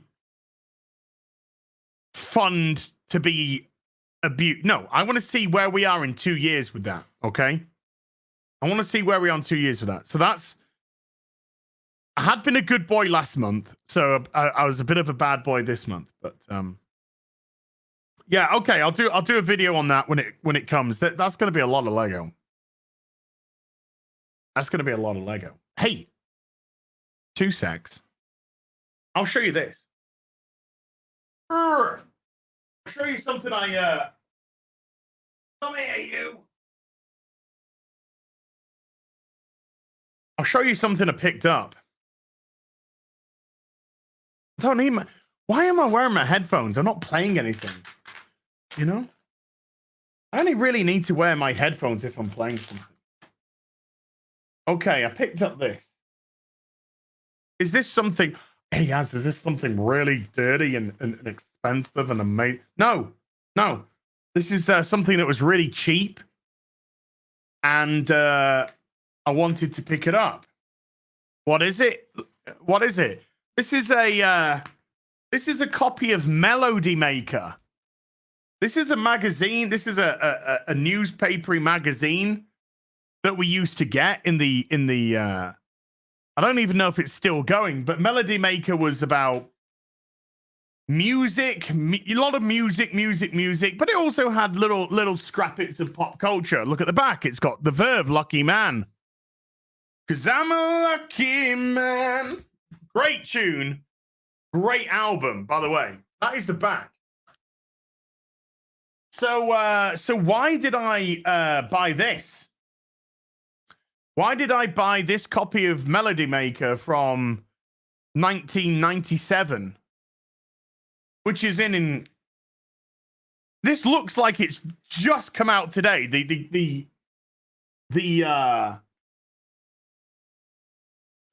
condition of it is insane. I mean, it smells old.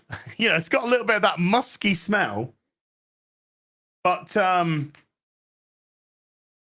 this looks like I could have just bought this from the newsagents right now. But why did I buy this? Why did I buy this?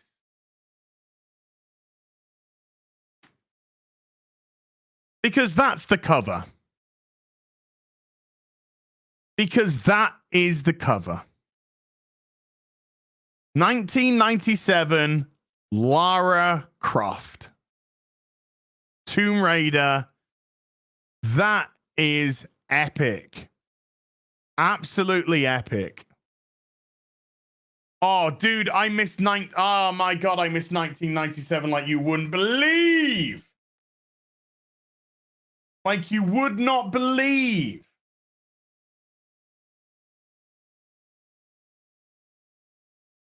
What pages 14 to 16, Lara Croft. Let's go. Let's go. Eddie Izzard when he was a man.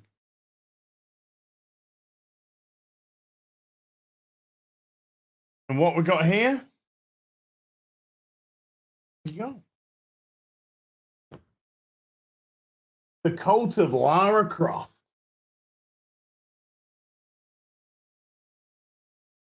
And then it's this whole thing about Tomb Raider and Lara Croft. There you go. These were good days, man. These were good fucking days. These were good days. Being alive and being young at the height of Britpop. What a time to be alive. What a time to be alive. The music was so fucking good. The vibe was so fucking good, man. Woo! That was a time to be alive. That really was a time to be alive. Matt, thank you so much, Matt.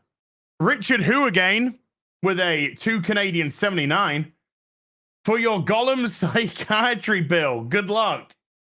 Thank you, dude. And that, by the way, is their first super chat on the channel. So thank you so much indeed, Richard. And yeah, I definitely need some therapy after that.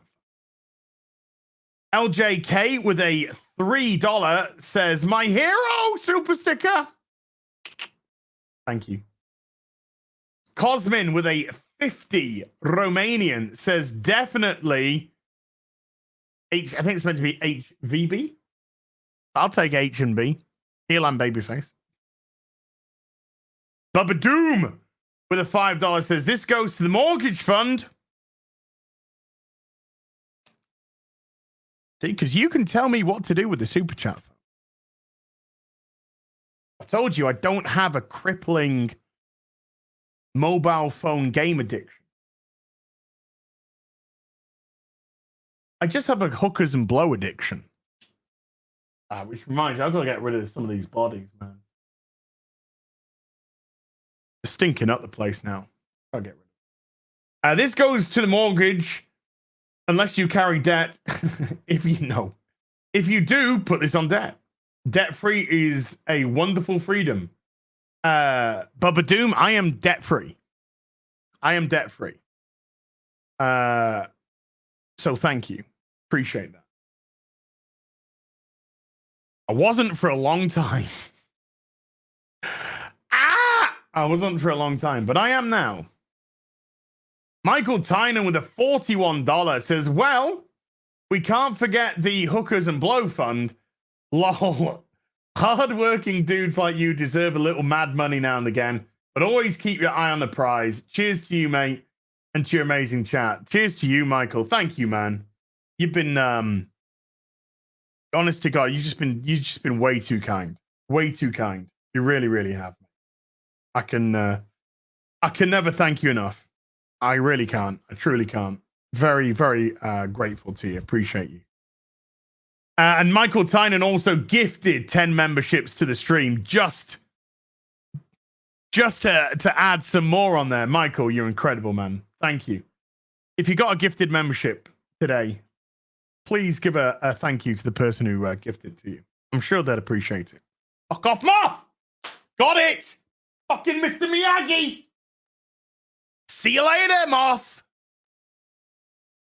Tell you what, I might be a fat boy, but I've got the reactions of a fucking panther. Always have. Always have. I think it's because as a goalkeeper and a cricketer, we had to really, you had to be quick. You had to have good reactions. Bushin Ryu Cat with a Aurora Uplinks with a $2. IJ Pitch, Indiana Jones, and the Temple of okay, leave it there. Probably leave it there.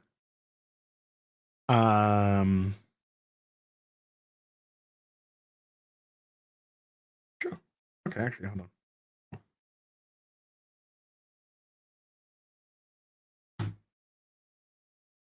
So we're gonna do a little thing for you, folks. We're gonna do a little thing for you. The headphones are coming back on. The headphones are coming back on. What's he doing? What's he doing?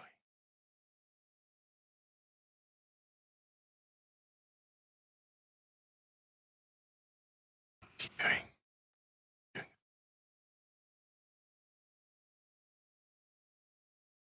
Hello.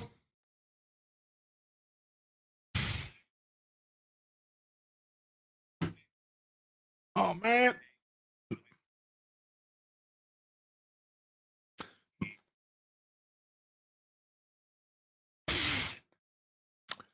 My name's Az, and I am a Gollum survivor.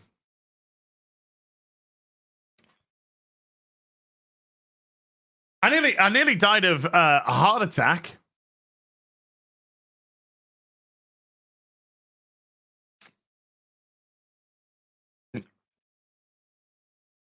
Oh wait, hold on. Shit. No, I need to send you a link to this because I'm on StreamYards. So nobody can hear you. Hold on. Let me tweet you a link and I'll jump off this, okay? There you are. Okay. Sent. I'll come off here and then they'll hear you in a second. Bye. Yeah, oopsies. I forgot because I'm on StreamYard. I'm not on I'm not on OBS, so there's me just thinking you could hear. Hello, Hello. how are you? Oh, very well. Yes, good. Yes. Yeah, so all that funny business about the Gollum Survivors Society, nobody heard it. That's a joke just for me and you now. I know, that's ours. Nobody can take it away. Just the two of us. We can make it if we try. Just the two of us. Have you seen how happy I am today? Do you know why I'm happy? Because no more Gollum. Because no more Gollum. Yes, it is done and over. Now there's only the victory lap of looking back on highlights and enjoying the game being panned critically. Like it's just like, yep, there you go. We don't have to actually do it again. I love, by the way, I assume your audience were the same, but they're all like, okay, next shit game, find another one. We want to I was getting suggestions. People, you should play this. You should play this. Forspoken. Play this other famous broken game. Like Hunt Down the Freeman and Ride to Hell Retribution. There's all these like famous bad games. And it's like that's not what we did this for. No, just to start playing shit games forever. Besides, if we constantly play shit games, you'll get bored of us playing shit games. You will. You will. Variety is the spice of life, everyone. Yes. So we got to play some good stuff.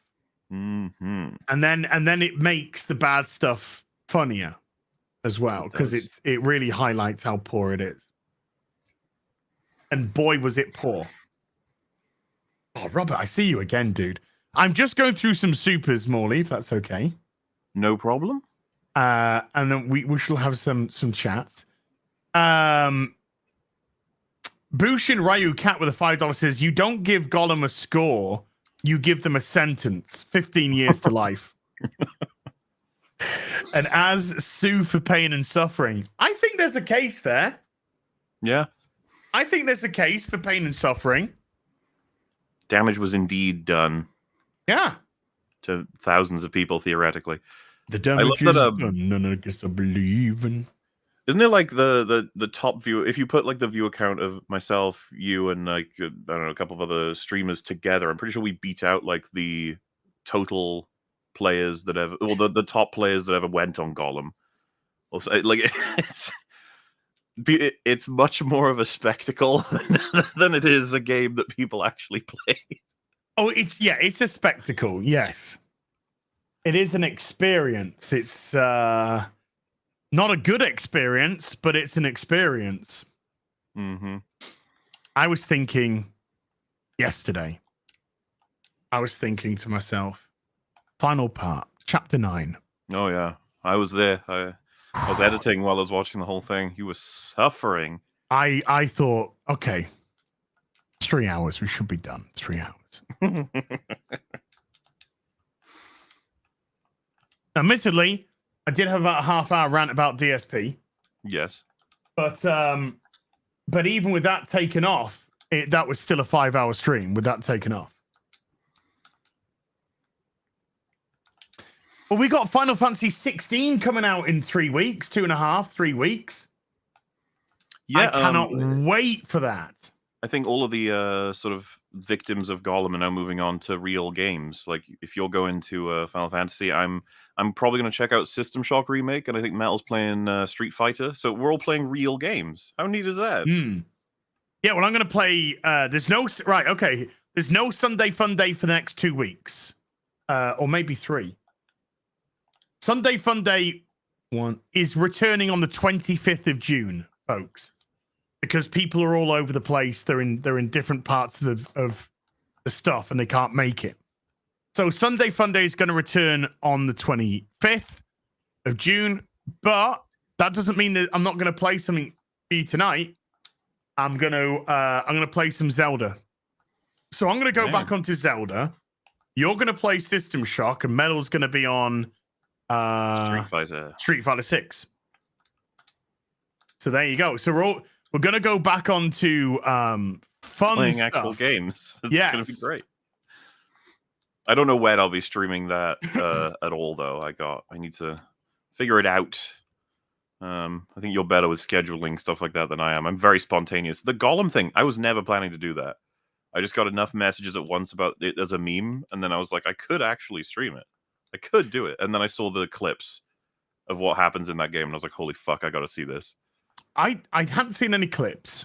I'd seen that it was, I'd read, this is an appalling game. So I'd seen that. So I was actually thinking, I might get this and play this. And then you contacted me and you went, you have to play it. And so that was that was like the deciding It truly factor. was my fault that you ended up with it, but well, I was thinking about it, but that doesn't mean I was going to do it. Because I could have thought about it and gone, nah, we'll leave it. Or I could have thought about it and gone, yeah, we'll do it. But you calling me and saying you have to play Gollum was like, okay, this means it's a something. It's a you real add it to something. your character growth. You can't deny that. Without Gollum, who would you be? Probably have 200 less pounds on me, hair, You'd just be a happier man. Like it's married, children. Gollum took everything from me. He took everything from me. Everything. But yeah, it's. I mean, that first day of the playthrough, I was like, I really was like, what? Because I didn't know if it's going to carry on after the first stream. No, I explicitly said I will not. And then fucking everybody was like, we need more. And I was just like, it's just such a bad game. I know. I'll admit, what kept me going was the promise of funny glitches. That's really what kept me going. I was like, as long as you give me that game, because fuck me, I don't even know if you came across it, but I think it's chapter 8. I think there's a big tower you climb up, and you're supposed to go up to the top, and then I think you like do a thing where you make the elves tell the truth because I can't remember if that's the same one. Could be a different one. Yeah. I remember. I mean, I know that. It's the same tower. I just don't remember if it's the first or second time you go there. But you're supposed to go up to the top, and yeah. So I think it was the first time is what I'm talking about. You're supposed to go up to the top and trigger an objective marker. Yeah, I text you. You missed something. I was watching that stream. Yeah, and because I didn't trigger the objective marker, it like jams the level. Yes, you couldn't continue. Yeah. Fucking reset. Because I was watching, I knew exactly why you couldn't go on, but I didn't want to backseat. But I did text you that you missed something. Yeah, that's the thing about like backseating when there's a fucking bug. It's like because I saw someone in chat suggesting it's like you never got that other orange question mark, and it's like, oh, that could actually be it because this game is so fucking shit. But as far as I was aware, it was only a collectible. I think it was a collectible up there, but I think it was more so just, A, B, C, D, E taking us through the level. They didn't expect players would go A, C, D, B, E. Like they didn't think you'd skip that one. And I was like, but I don't need to go there. I know where we're going. I can see the map. I don't need to go up there. Well, as I said to you, if you saw the stream yesterday, I was speaking about you, and I said when I was watching MauLer, I was trying to play the game the way the devs wanted the game to be played. I hate doing it that way. And you stealth around, you do the thing. I said, but MauLer was just like fucking putting all the shapes in the square hole, all of them. The metal. Yeah, Get he the was fuck out of just like run through all the stealth areas, but he'd find somewhere that you could hide so they wouldn't chase you. And then he'd just bounce around. It'd be done in like 30 seconds. And there's me on the same fucking thing for 30 minutes. Because I'm trying to do all the stealth, and then I'm getting all the fucking issues that the game has. So I find and then I saw you bounce around the tower, and and I was like, he didn't go to the top. To me, it's like a really interesting way of litmus testing a game for whether or not it's good. And this applies to like storytelling, I think, when it's predictable in a good way or a bad way. Predictable because you picked up everything about all the characters. You know what like event is happening. Like, oh shit, they're gonna die because they're gonna blah blah blah. Like you putting it together versus they're gonna fucking die because the writers are shit and they're gonna. It's like the two forms of that in a game where you can do multiple like formats for completing a level. And it's all well designed and challenging no matter what. That's just peak design. It's like, holy shit, you've designed a game where I can do multiple different strategies, have fun, be engaged, blah, blah, blah. This is the opposite, where you can do multiple things because they have no idea. They can't deal with you going off the tracks. They like the game breaks. It's like, what are you doing? No, do it the way that we told you to do it. What are you doing? Yeah, and that was the funny thing, because before you get to that tower segment, or before the tower segment, before you get to that, and you got to follow Gandalf and the Elven King through the room, and you just sort of like cut half the level off. Yeah, because you sort of fudged it past one guy, whereas I was doing all the fucking trying to get past them and around them and doing the thing that you should to go to the thing to make you go around. And then I respawned on that. I don't know. I think you saw it right, where the buildings didn't spawn in. And then there was one where the Elven King was walking in, or one of the guards was walking in he the door. walked into me. Fucking Thranduil was like, saw me. He was just like, "Hey, Gollum." That came out of nowhere, and all of chat and myself were like, "Wait, what?" Yeah, I was like, because I was watching you, and I was just like, "What?" I was down at you're on the big TV in the front room, and I was cooking, and I was just sat there, and I was like, "What?" It was a great game, but I didn't get some of the bugs that you did. You didn't get some of the bugs I did. I just read out an article from Eurogamer about the game, and they talked about both of the bugs that we experienced. They talked about the assets not popping in, and they talked about when your controls just freeze up and you can't move.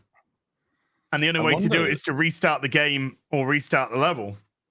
I wonder how it feels to have made that kind of game, to know that it's the room, like it's that kind of game. There's no... Well, they've moved on to the next one. They're working on the next Lord of the Rings game. If they make another thing like this, they will literally have the worst reputation for a gaming developer ever. Because at least... And we'll be able to buy houses in fucking Spain. Oh, I said to Metal, the second they release another game, if there's even a hint that it's as glitchy and fucked as this, I will be playing We're going there. Yeah. I mean, I'm gonna have to phone up my family and say I may not make it. Yes.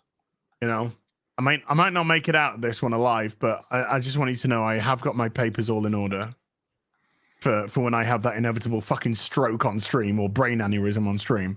It does test you. Do you know look, dude, there was one point yesterday I was so fucking incensed, right? That when I had a rant and I stopped, I was fucking dizzy. my head was actually dizzy. I was sort of shit. Metal was dying a whole bunch in the finale. He was literally at the part where he was almost at the final cutscene before he fought Candleman, quote unquote. Right, Yeah. So that's as far as he is, and he's hitting restart checkpoint every time to start it back up. And there's this one death he has where he accidentally hits down first, and he's like complaining about how he just died. Then he looks up at the screen, hits A again, and then it boots him up at the beginning of the level, and he's like, "What the fuck?" And by the way, I did this too. It's just funny that all three of us had a moment where we had to restart the level. Me and Metal because we hit you because you got jammed into some weird glitch, but that you didn't know at the time how to get rid of that glitch without restarting level, right? You eventually figured out you could just quit the game and come back in and it'd be okay. Yeah. So I just think it's hilarious that all three of us had third time that it did it. All three of us had a time where we restarted the level and had to do it all over again. I think I was the luckiest because when I restarted, all I had to do was walk for about 5 minutes and listen to dialogue, which in some ways is unlucky, but I didn't have to do anything, though. I was just talking to chat.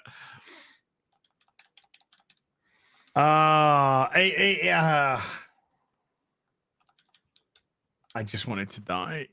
Yeah. It's that kind of game, and it'll go down in history as one of the worst ever. Yeah, and it's quite funny because the Eurogamer article that I was reading, they were essentially saying everything that we had said. It looks like a PlayStation 2. It plays like a PlayStation, fucking 2. Bad controls, terrible camera. Every single glitch, every single complaint that we'd vocalize during our playthroughs they also vocalized. So it was quite amusing. Gollum's one of those games where you can't lie about having completed it. You'd have to, because there's just things that you've been through. If you've done it, we'll know. At the end, right? It said that 6.1% of people have finished chapter 9, but 6.9% of people have finished chapter 10. Oh. I was like, how can you have less people complete chapter 9 than chapter 10? If there was a game you could do that with, it probably would be Gollum. I bet somebody just went to chapter selection and it just had 10. Just went, fuck this, let's just go to chapter 10. We didn't think of that, did we? We could have maybe gone from chapter 1 to chapter 10. That would have been better. Or straight to chapter 10. Oh, dude. Did you see the climby bit that it just didn't want you to climb on section of the stream? You'd have to be more specific than that. Okay, right. So it's on chapter 10, and I go into the second tower, first tower. I go into the first tower, and you jump onto a square platform, and then you jump onto a climby bit. Then you got the climby bit, you shuffle across, and then below, at the end of that, there's another climby bit area, but it's not.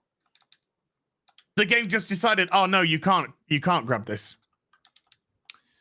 Yeah, that's what it does. There's a couple of those.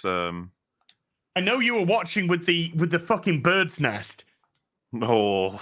The only time in the fucking game. The only fucking time there was a bird's nest. Yeah, that shit is unacceptable. I saw because when Metal did it, he got stuck for a while as well until he eventually threw it, and then he was just like, why do I throw a rock at a bird's nest? It's so. I lucked out with that one because I found the stones and I just looked around, started throwing shit, and then I saw that and I was like, maybe that'll work. And I was like, oh, there you go. But it's there's no rhyme or reason to it. There's no design to it. No, there was no design. The whole point of a game showing you the mechanics of the game is saying these are the mechanics, these are what to look out for. Now go, because we're gonna put a mixture of them throughout the whole game. So you've now seen what you can do, what there is, even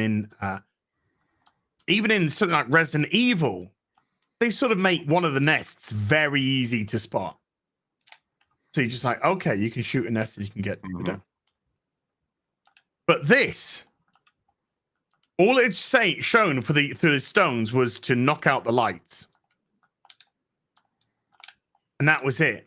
But I worked out after a while that clearly there's got to be something to do with throwing. Otherwise, they wouldn't have put an endless pile of stones here. So it's got to be something to do with throwing something. And then you had to you had to use like fucking 2,000 IQ to work it out. Because it's like, and why is there a break in the wall here? So I don't know how long I was on that segment for. Maybe an hour or so. Maybe a little bit less. I don't know. But it felt like an hour or so. And I was thinking, I'm playing this, right? And do you know what's going on in my brain? What's going on in my brain, which I'm not vocalizing to the audience, is I'm just thinking in my head, remember that 1.5 hour Zelda temple you were stuck in as? Welcome to Gollum. I was just thinking, please don't be another 90-minute Zelda temple. Please, please, please, please, please, please. Oh, shit. That was bad. Michael Tynan with a membership at the Witcher level for 30 months. Thank you, Michael. Says, have you thought about System Shock Remake? MauLer has. I've been playing when I can and really loving it. I don't even know what I didn't play the original System Shock.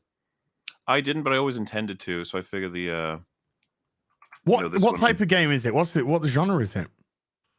First person. It's BioShock's spiritual predecessor. Oh. BioShock was built through inspiration on a lot of what's in System Shock. So maybe I will check it out then. Well, that's the thing. I don't know if I'm going to end up liking it or not. I really have no idea, but I'll definitely try because this is a chance to. I'm pretty sure System Shock 2 is the more beloved one. Mm. But obviously they'll remake that after this one, I guess. I don't know. Okay, I might check it out then. Accident Seller with a 59 Norwegian says, I love 90s hip hop, high top sneakers, and yes, fried chicken. Wow! And I have a big duck tool. Guess I'm black as. My God. Well, I knew you were black as soon as you said fried chicken. I like fried chicken. Come on, Keith. Come at me, Keith. Thank you, Accident. Legalize adulthood with $100. Says for the bankers, mortgage fund death cry. £59 GBP net. Oof! Wow, you've done all the sums. Okay, I'll put £56 then. That's another 56 to the mortgage fund today. Because do you know what, MauLer? What's that? I let my audience decide what they want to do with the super chats. If they want to. Hey, you know. So if they say, hey, you put that into your mortgage fund, I'll put their super into the mortgage fund. So when the day comes that they say put this toward Gollum 2, are you going to be like, well, I don't want to ruin the punchline, but there's a super chat coming up where that is actually the reason for the super chat. Ah, I see. I'm looking at you, Ian, so forth. I'm looking at you. Elizabeth Lyons with a 32-month BAAAAAAAD membership. Thank you, Elizabeth. Accident Seller. Oh my God, it's jumped. It's jumped on me. With a 50 Norwegian says, nothing is more amazing than when the body says, I want to be out all day and walk. Especially in summer. Yeah, it's a nice feeling. It's a nice feeling when the body is saying, hey, I want to go for more than just this little walk around the block. Let's just go a little bit. So yeah. And we're being sat down a lot of the time, folks. And then just being back pain has been a huge thing. Now that's, it's slowly but surely dissipating, which is allowing me to do more stuff. And this is nice. Elizabeth Lyons with the $5 says, I don't think you realize just how much of an inspiration you are as. Heart, live long and prosper. No, I just think I'm a bit of a knobhead. That sounds like a Gandalf quote. Man. You're a bit of a knobhead. We're all just knobheads. Yes. Now then, that little knobhead Gollum is around here somewhere. Do you like that they had the testicles in that game to end it like right where he links up with the Fellowship in Fellowship of the Ring? They're like, look, he's he's at the door. They're about to come through the door. Isn't that great? This is where he links up. But why has he got a brown black beard then? And hey, fuck if I know. Why's Gollum got a oh well, but okay. We could say artistic license because it's not trying to be a Peter Jackson. However, clearly a lot of inspiration taken from the Peter Jackson stuff. Why would Gandalf still look like that? He would still look like Gandalf. Oh, whatever. There's no point in saying anything about that. This is the thing. People do a review of it. It's like, if you would actually do a review of the fucking game, that means I'd have to go through the story and actually, I ain't doing that. No fucking way. You want a review? Watch my fucking playthrough on @Heel vs. Babyface, HVB Gaming. Though, there is a good chance that we will, me, Az, and Metal will team up to have a chat about it. I'm not sure exactly when. We're going to try and get all of the clips together so that we'll give a show for you guys. So it could be, it could be maybe a week, 2 weeks. I don't know. In any case, it's a trauma, and our memories will be unlocked when we do something like that. And you know what will happen? Go on. It'll be like chill. Like the stream will start and will just be like, oh yeah, Gollum, I remember this, but it's been a while, but hey. And then the more you see of the clips, you'll be like, oh fuck, I remember that shit. And the red mist will descend. Yes. The anger, the fury. That's how it begins. So good men turn cruel. That's how good men turn cruel. Looking forward to seeing Ben Affleck as Batman one last time. Yeah, that's not so long now. And he's he ordered the hot toy, obviously. But yeah, it's going to be a little bit bittersweet because I think if Ben had a good script, it's like Henry. If Ben had good stuff to work from, he was a pretty perfect Batman. Yeah, I'm inclined to agree. I actually quite like the cast. One didn't like thing the Zack script. Snyder he did really well was the casting, apart from Ezra Miller. Tough for that one. I mean, I controversially, I totally agree that Gal Gadot looks the part, but I don't think she's anywhere near what's required for the acting. I am way too mesmerized by her beauty to even care about that. Absolutely.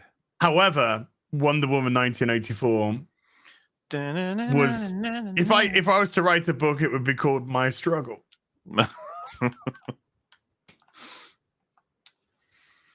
Oh yeah, that film was. What's the news with Gary? Have you told him he has no choice but to stream Gollum? Well, he's in Dallas at the moment, so there's no way he's going to be able to stream for the next probably couple of weeks or so. But when he's back in Texas and home, then he's gonna get I mean, I'll tell him, but I'll say, when you're back home, you owe us a Gollum stream, and we MauLer, bled for you. We are going to give you moral support. I think that would be very strange. I think it's not just people like us who've played a billion games that'll be able to make fun out of that game. It is literally anybody. I think if you put like fucking some grandma on that game, it would be funny. You'd never finish it. You would never finish it. No. This is the thing. I think you've already said it to people. It's like, do not expect Gary to finish it. That would be insane. We'll get one stream, folks. We'll get one stream. So we're gonna make. So I was talking to the stream earlier about this, and I said, let's try and get Gary to commit to at least 3 hours on the stream. 3 hours of Gollum. It'll be the only 3 hours he plays, but it will be funny. Sell it to him as, if he was a true Lord of the Rings fan, he'd do it. Yeah, I don't know whether to say maybe get through chapter 1. I think the 3 hours thing is probably the better way to go because he might actually be able to get through more than one, maybe. The chapter was pretty easy, clearly right? Didn't watch the Witcher streams.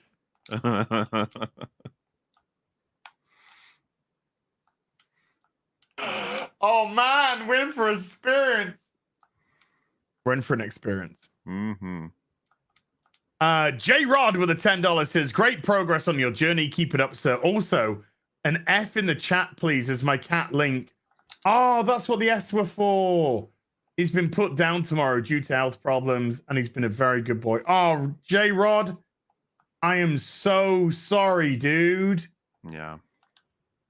Oh man. It's National Hug a Cat Day today as well. So I gave my Pookie a big cuddle today. I am sorry, dude. I am so sorry. Yeah, like I bumped into one of my mates' mums. Two of my mates' mums, both of them. They were walking up the street a couple of weeks ago, and I was just there and I waved, and we just got chit chatting, and then one of them said, "Oh, is Belle still around?" I said, "Yeah, she's 13 now, but she's just acts like a kitten still, very very sort of, well, as a cat, sleeping all the time, but when she's like mucking around, she's full of energy. She's sprite. She bounces up on surfaces. There's no sort of, doesn't look like there's any sort of slowdown with her in them." So she was just like, well, cats can live for around 20 years. I'm just like, it would be nice. It would be nice to have Belle for another, because, so like cats can go any time between like 12 to in their 20s. So you just don't know. You just don't know. It's a weird one. I'm hoping at 12, I'm hoping she can make it to at least 16, 17. At least. She's got a good life, so I'm hoping, I'm hoping maybe a little bit longer. But Yeah. you just don't know. You just don't know. I'm really sorry, J-Rod.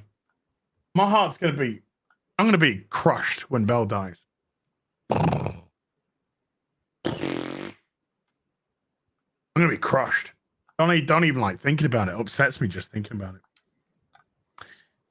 Zach Up de Graaf with a $5 says, have you crossed paths with Simon Miller?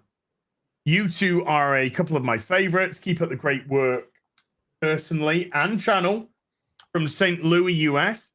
Is that the Simon? He used to work for, what's it called? What were they called? What something? Not What's Up. What Culture? What Culture? Yeah. Didn't he used to do some stuff for What Culture Wrestling and I don't know if he's gone his own way. I saw him when he did some stuff for what from What Culture Wrestling. But no, I've never had any communication or cross paths with him at all. But yeah, I used to watch his stuff. I enjoyed it, because I was quite into wrestling, so I rather enjoyed it. So I got nothing but good things to say about the guy in terms of being a content creator. And I did have both Shauna and Chris Broad reply to one of my tweets the other day, so I was pretty happy about that. I'd love to do something with Chris Broad. 2 cynical British knobheads. That'd be good. War Wizard with a $2 says, for hookers and well played. He's put an emoji of a hook and he's put after it. For hookers and blow. Wow. There you go. That's I can go towards baggy. Roller coaster with a €5 says, hey Az, pretty inspiring. I just started small. I bought some chocolate. Normally I get it down in 30 minutes. Now it's stretched out to 1 week. I was talking to my mate, and my mate's thin. Well, I say thin. He's not thin. He's got build on him, but he's not fat. He's got no, he's got some muscle on him, and he's tall. He's like 6'1", 6'2". And we were just talking when we were out in the car the other day, Friday. We were just talking about, so I said, I've ordered my food in for the week. And I said, because, one of the things he said when it was, do you want anything? And I said, no. And then when he came back, I said, I've ordered my food. I've got a food delivery coming tomorrow morning. And I said, and I did put something naughty on that, but then I took it off because I knew that I was putting that on because I was hungry at the time of putting in the food order. So I took it off. And he was just like, he's just like, he said, I can't. He said, if I buy like a packet of biscuits, cookies for Americans, if I buy a packet of biscuits, he said, I can't just have 1 or 2. He says, I'll just open up the packet and I'll be like, I'll be like, I'm the same. I just got no impulse control with that. I bought a packet of biscuits, Hobnob. That's a packet of Hobnob smaller. Oh, yeah. I'd destroy half a packet day 1, and day 2, I'd destroy the other half of the packet. Just got no impulse control when it comes to stuff like that. I just can't. So I just can't get stuff like that in. I just can't do it. Food is pretty neat. Tastes good. It is. And Hobnobs are fucking yummy. Mm-hmm. All the stuff that, but it's like training your ladies. This is for you. It's about training your mouth. Because now I get cravings. I get cravings for veg, and bacon and sausage and egg and steak and pork. As opposed to getting cravings for pop and crisps and biscuits and stuff. Yeah. I don't have cravings for those. When you're hungry though, and you're looking through the shopping, then you see the naughty stuff, and your body's just like, oh, they're calories. Can we have the calories, please? You're just like, no. No, we've got to put ourselves into a calorie deficiency, don't you know, body? There must be more calories being consumed by the body than is actually consumed by my mouth. That way we will have a net loss and lose weight.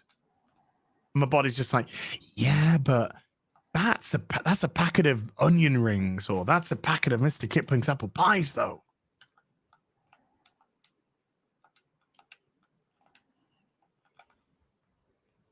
I did one of those Japanese girl face.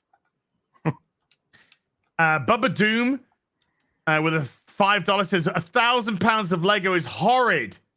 That money could have been used on 40k 10th edition, which would the Emperor of Mankind say? What would Grandfather Nurgle say? I know, but my Warhammer stuff, it's in storage now. It's in storage. This is a Lego Transformer dome now.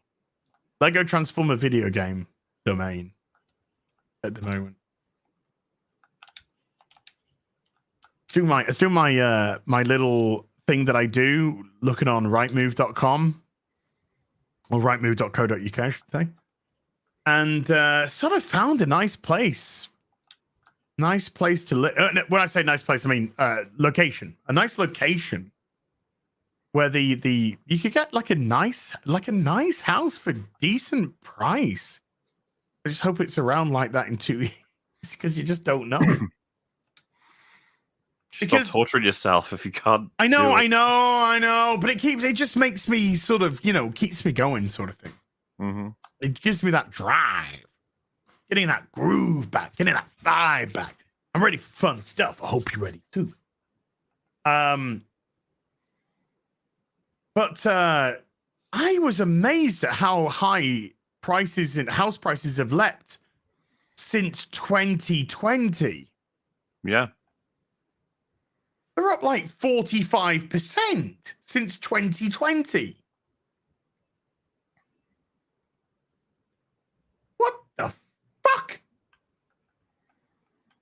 So maybe there's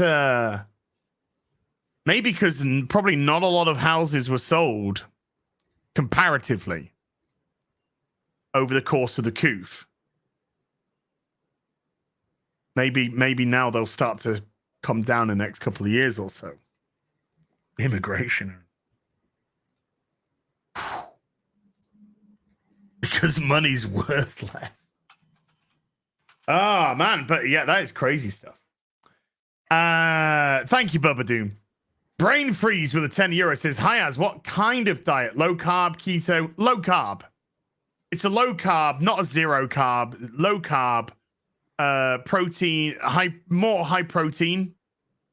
So for breakfast, for example, I'll have 2 sausages, 3 rashers of bacon, and 2 fried eggs. That'll be breakfast. That comes to roughly about 850 calories.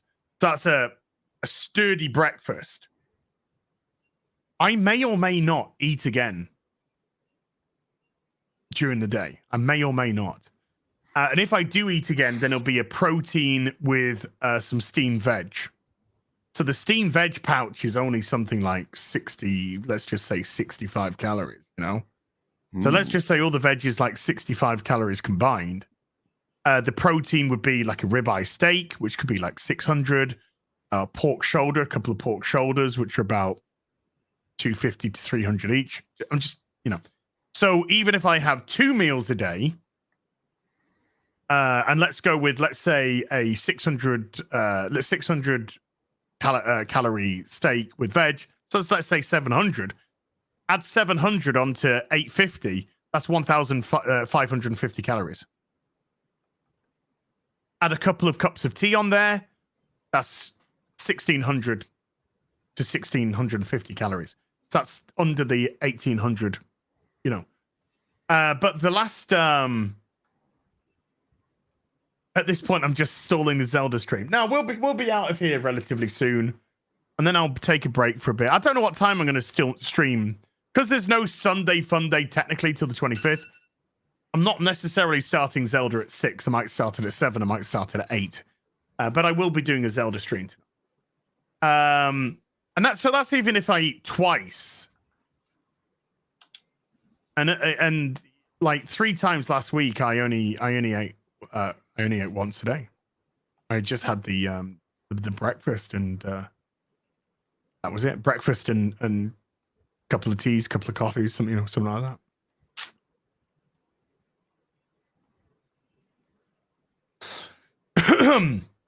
Fat Steven Seagal with a 2 Canadian 20 says, for your T-Rex burger, much love, bro. Did you see that fucking retarded tweet from Peter? No. I'll bring it up for you. It is the stupidest tweet I've seen. And this is Twitter. This is Twitter. There's a lot of competition there. I put... there is a lot of competition. But here it is. First one. Here it is. Absolutely retarded. Look at that. If you wouldn't eat a T-Rex, don't eat a chicken. Well, number one, this is just the stupidest analogy in the world. Number two, of course we would all eat a T-Rex. I'd be interested. Of course I'd have T-Rex steaks. Are you fucking kidding me? That sounds amazing. Sounds like it would give you power. Yeah. You think T-bones are great? They're fucking gay, according to the gangster T-Rex steak. Yeah. Holy shit, man. The stupidest tweet in the world. Stupidest tweet in the world. It's Peter. And the biggest killer of animals in the world. They are pretty fucking dumb. They are pretty fucking dumb. Guy Dinks with a £5 says, Gollum, never in the field of gaming has so much been owed by so many to one Yorkshireman. Thank you. Thank you for thanking me for my service. And it was a service. I said, somebody said in one of these streams, they said, you deserve a medal for doing this. And I said, dude, if I got a medal for doing this, it would be a Purple Heart. Struggles were had. Yeah. Wounds were taken. Fat Steven Seagal again with a 2 Canadian 20. The reactions of a Black Panther.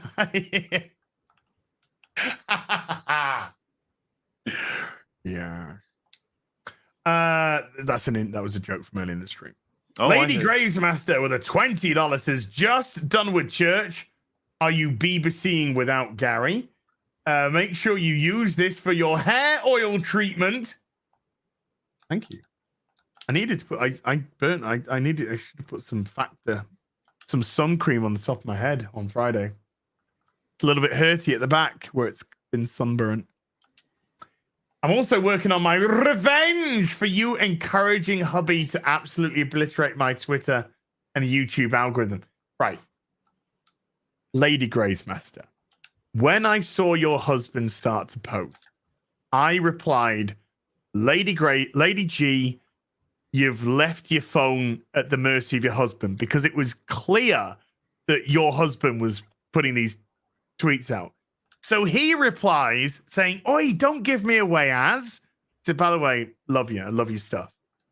So I was like, oh, I've got nothing but love for you, dude. So you came in at the bromance. You came in while the bromance was going on, and then just took it that I was encouraging him because I was laughing. Because even when I posted, he still carried on. So I was just laughing. So, no, I was the one coming for you to save you. I was white knighting. But it was pretty funny. It was very funny. The Warped Eyebrow with a £5 says, have you ever had a special session with Drinkers Tatiana? Oh, no, she's off limits, mate. Yeah, not allowed. Not allowed. No. We're not, Drinker's very protective of other people going near Tatiana. Robert McDonald with another $100 says, here's a few more bucks, not for the mortgage fund. Maybe to help get a few down payment whenever Exo6 decide to open up the T'Pol. Hopefully a few versions of her. Isn't the boobies? Tom Paris is coming up for pre-order very soon. I'm not sure exactly when. I think it's this week. But Tom Paris is coming up for pre-order. I think very soon, Robert. So I will absolutely use that to put a down payment onto Tom Paris for sure. Yeah, I'd get it to Pal and a Trip and a Malcolm and a Mayweather and a Flox. You could be speaking like and a language, Hoshi. and I wouldn't even know. I know, because you're not a Trekkie. Oh, I thought you were talking about wrestling. No, you are, aren't you? You fuck. Yeah, I'm talking about wrestling. Thank goodness. See, I'm enough of a Trekkie to know that wasn't Star Trek. He didn't say Kirk or Spook. What'd you just call me? Nothing. Mikey Gustler's been a bard for 2 months. Thank you, Mikey. Robert, again, thank you, man. You've been way too generous again. You're another Mr. Way Too Generous man. Here we go. Ian Soforth with a £50 as pre-order Gollum 2. I will say, man, if Gollum 2 is like Electric Boogaloo, if it is the story of basically his time in the Lord of the Rings trilogy, like they make that, I would fucking be. I'd probably stream 10 hours on that first one. I could wait to see what this team would do in recreating the scenes of Gollum in Lord of the Rings. It would be such a fucking disaster. It would absolutely be a disaster. My chat, I mean, let's just be honest. If Gollum 2 was announced, my chat would not let me not play it. Mm-hmm. I would be harassed until I capitulated to their demands. So yeah.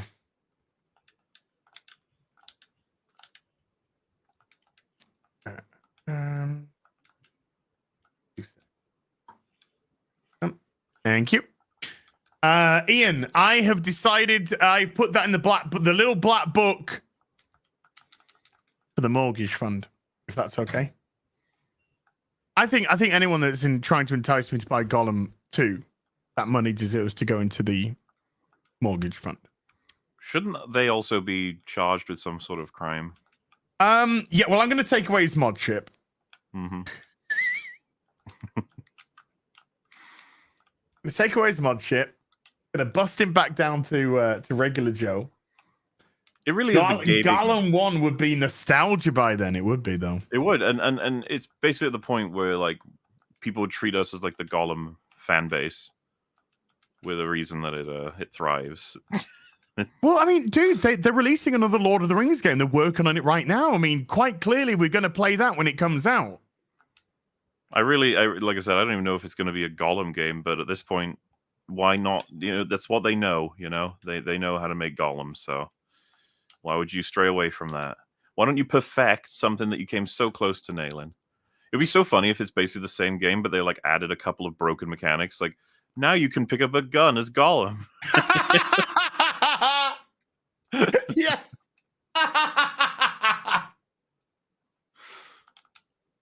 Did you see on the playthrough? I was going, "Where's the shotgun? Yeah. Why's Gollum not found the shotgun? We need the shotgun." It's DLC. You got to pay.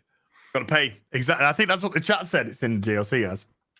I just some of the when I was trying to do the deer puzzle at the end, and I'm going insane saying because they're talking about these crystals in plural, and I only have one.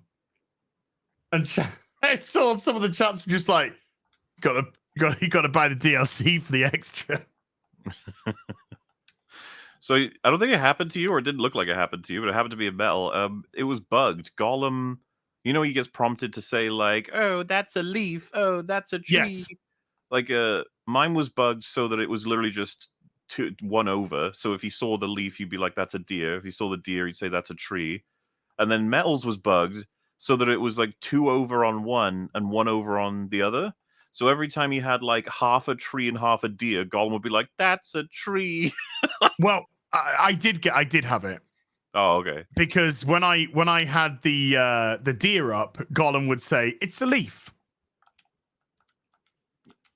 I thought at first that they were trying to say Gollum's a fucking idiot. And I was like, "Oh, okay," but no, it's just a bug. Is it? Oh, I've had it with this. So there's me like trying to big brain it, saying, "Oh no, it looks like you got to use this one to create one of the other shapes, and that will unlock another one of the crystals that will allow you to make the other shape." Which would get no. They just decided to add a brand new thing into the game, which right at the fucking end. Yep. The best way to do it. Mikey Gusler with a $20 says, "You guys need to do a stream, whether it's an EFAP movie, Drinkers Happy Hour, or just a regular stream of covering The Room. The film turns 20 years old this month on the 27th. We should celebrate its cinematic genius." Well, When did you see The Room? When did you see The Room for the first time? Oh, we're talking like a decade ago. That was that's an oldie. I saw it when it was originally like covered by like, the first people on the internet. I don't even know who was the first to cover it, but people like Nostalgia Critic, back when nobody was reviewing anything. Mm-hmm. So I haven't seen it in forever, which means it probably would be good to do a recording for, because I've forgotten a lot of the cringe, Well, I watched it for the first time about 3 years ago. Hmm. For the first time. Did you love it? I don't think I've laughed so much in my life. It is the Gollum of movies. It is the Gollum of movies. And I literally could not believe what I was watching. So I would be up for that, Mikey. I would absolutely be up for a Room stream, wherever it may be. Mm-hmm. 100%, man. Lady Grace Master with a $5 says, "Ah, I will be watching tonight." That must be the Zelda. Zelda. Matt Murphy with a $20 says, "Longman appearance bonus." Kind of like Cinema Sins correct observation point streak. This time for the house. Yeah, I don't know if you know, we did an EFAP where I saw. Well, did you see the stream? Because no, I saw Cinema Sins versus Cinema Wins. Yes, and I just no disrespect, I thought, I don't think I can handle that much cancer. I've just finished Gollum. I am already teetering on the brink of insanity. Both of those channels make me want to.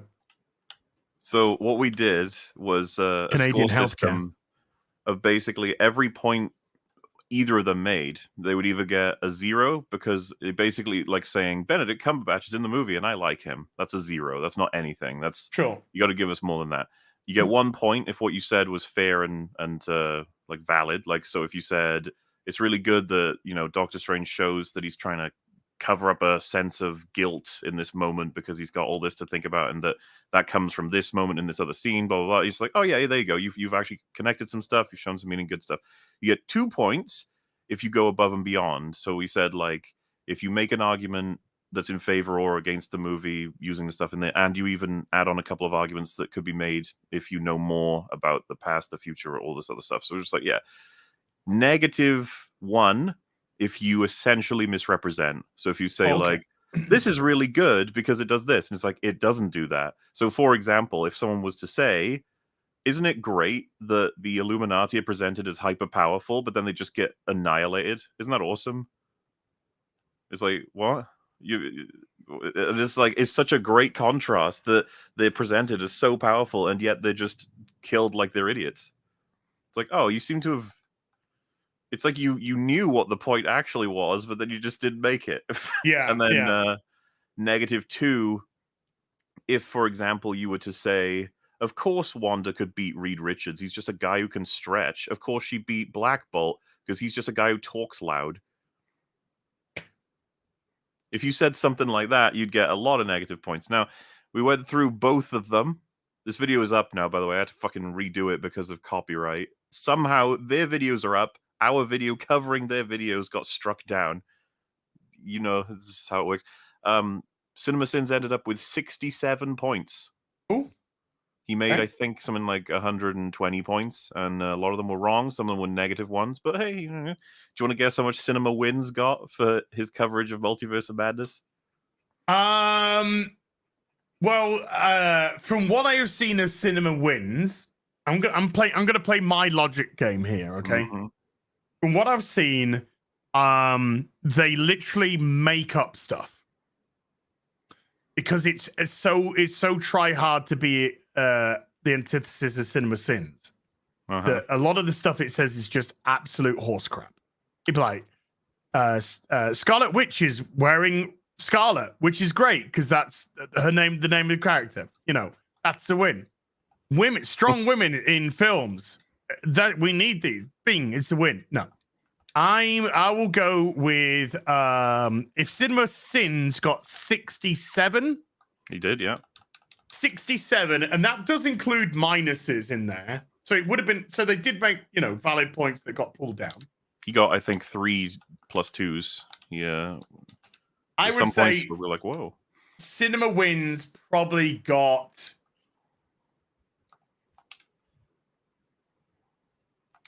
about, I'll be generous, 10. You were generous. He got 2. Oh! The final score, according to my tally, was 2. Damn. Yeah. I thought it would be low. I thought it would be low, but there was a time where I thought possibility it might be minus. Yeah, no, I actually thought it would be, and I think it would have been, but there was a portion where he got so many fucking things wrong in a row that I stopped counting them. I was just like, oh, this guy, and we gave him a few pity points too, where he would say something like, he says like Elizabeth Olsen's a really good actress for the 4th time, and we're like, we gave you a point all the other times, but like. It feels like we're really doing this because it just and that's the thing. Multiverse of Madness is an absolutely awful script, so it's not hard for Sins to do it. So what we're going to do next time is cover a movie that's good. It's good. Yeah. Okay. And see which one what the points look like then. That's fair. That's good. That sounds fun. Luke 44 with a £5 says, "Hey, Baz, you going to stream a bit of AEW Fight Forever when it's out?" No. I don't know. I'll have to think. I'm not even watching any wrestling at the minute. Not even New Japan. Nothing against New Japan. I do love New Japan Pro Wrestling. I just haven't. They've got a much weirder schedule. But as regards to AEW and WWE, I just got no interest in Western wrestling at the minute. None.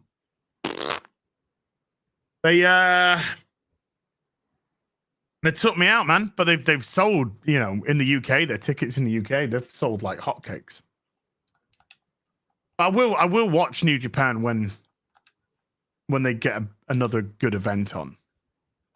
But New Japan is by far the best. Now I watch I don't watch Noah or Japan. I just watch New Japan.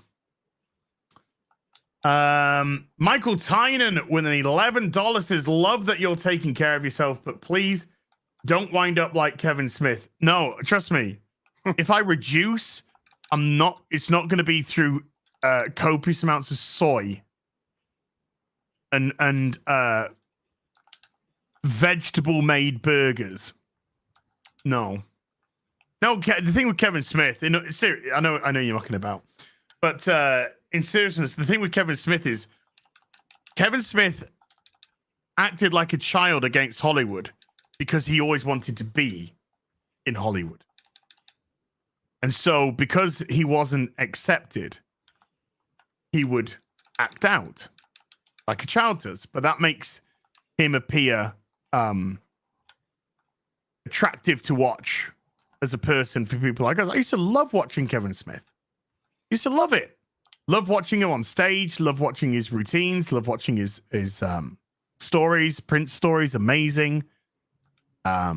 His Bruce Willis stories are funny. Used to love listening to Fat Man on Batman podcast. Used to really, really love Kevin Smith. I was never a massive fan of his work. Like Dogma, but I never liked Clerks. Never got into like Clerks and shit. But I like Dogma, so I wasn't actually a massive fan of his work per se. But I was more interested in his stories and his podcasts and his kind of stand up. But as soon as he got accepted by Hollywood, he showed his true colors. He just showed exactly who he was as a person. I'm not that person, so fingers crossed, if I keep reducing, if DC for whatever reason knock on the door and say, "Hey, come work for us," and call everyone a shithead, no. You lose like a few bit of extra weight and suddenly get a call. It's like, do you want to do the new He-Man? Like, what? What? Yeah. You're like a non-bearded, non-haired Kevin Smith. It was appalling. It was appalling, especially the second half. The first half was the Teela story, and the second half was the Evil In story. It was absolutely appalling. It was dreadful. I'm not watching anymore. That's it. I've served my time.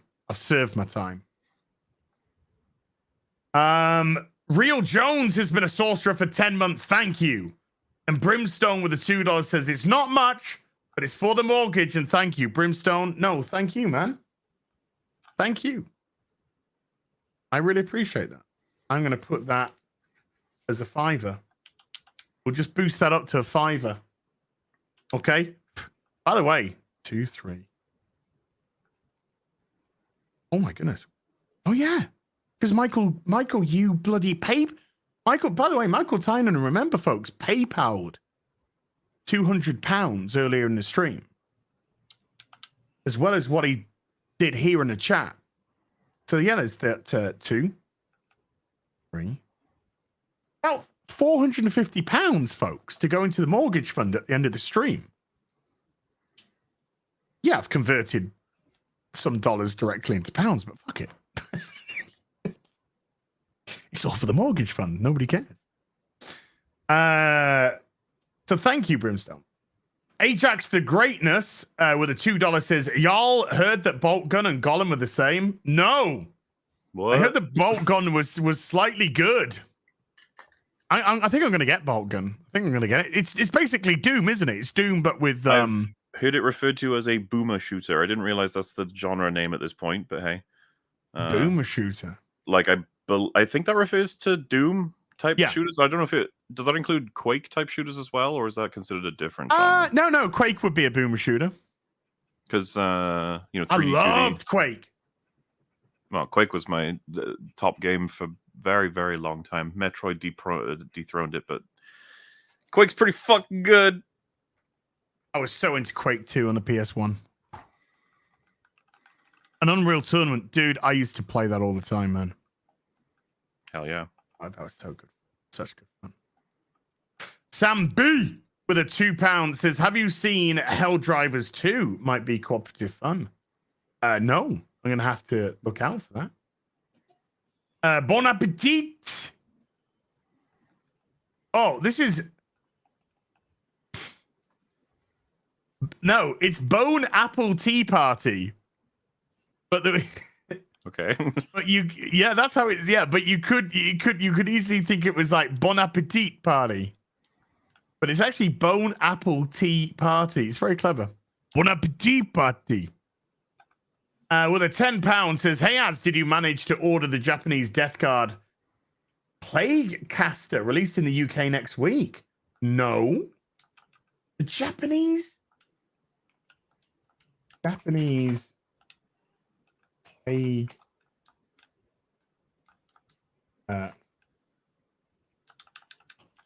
Plague Caster.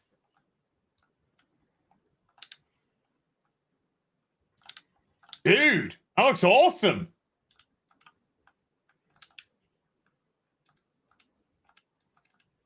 Oh, yeah, we're going to have to get that. We're going to have to get that. Yeah, we're going to have to get that. Yeah. Yeah. Yeah. Yeah. Okay. I'll check it out. I'll check out the site after that. Thank you, thank you, dude. And Vicky with a £5 says Osprey versus Omega coming up. That'll be worth a watch.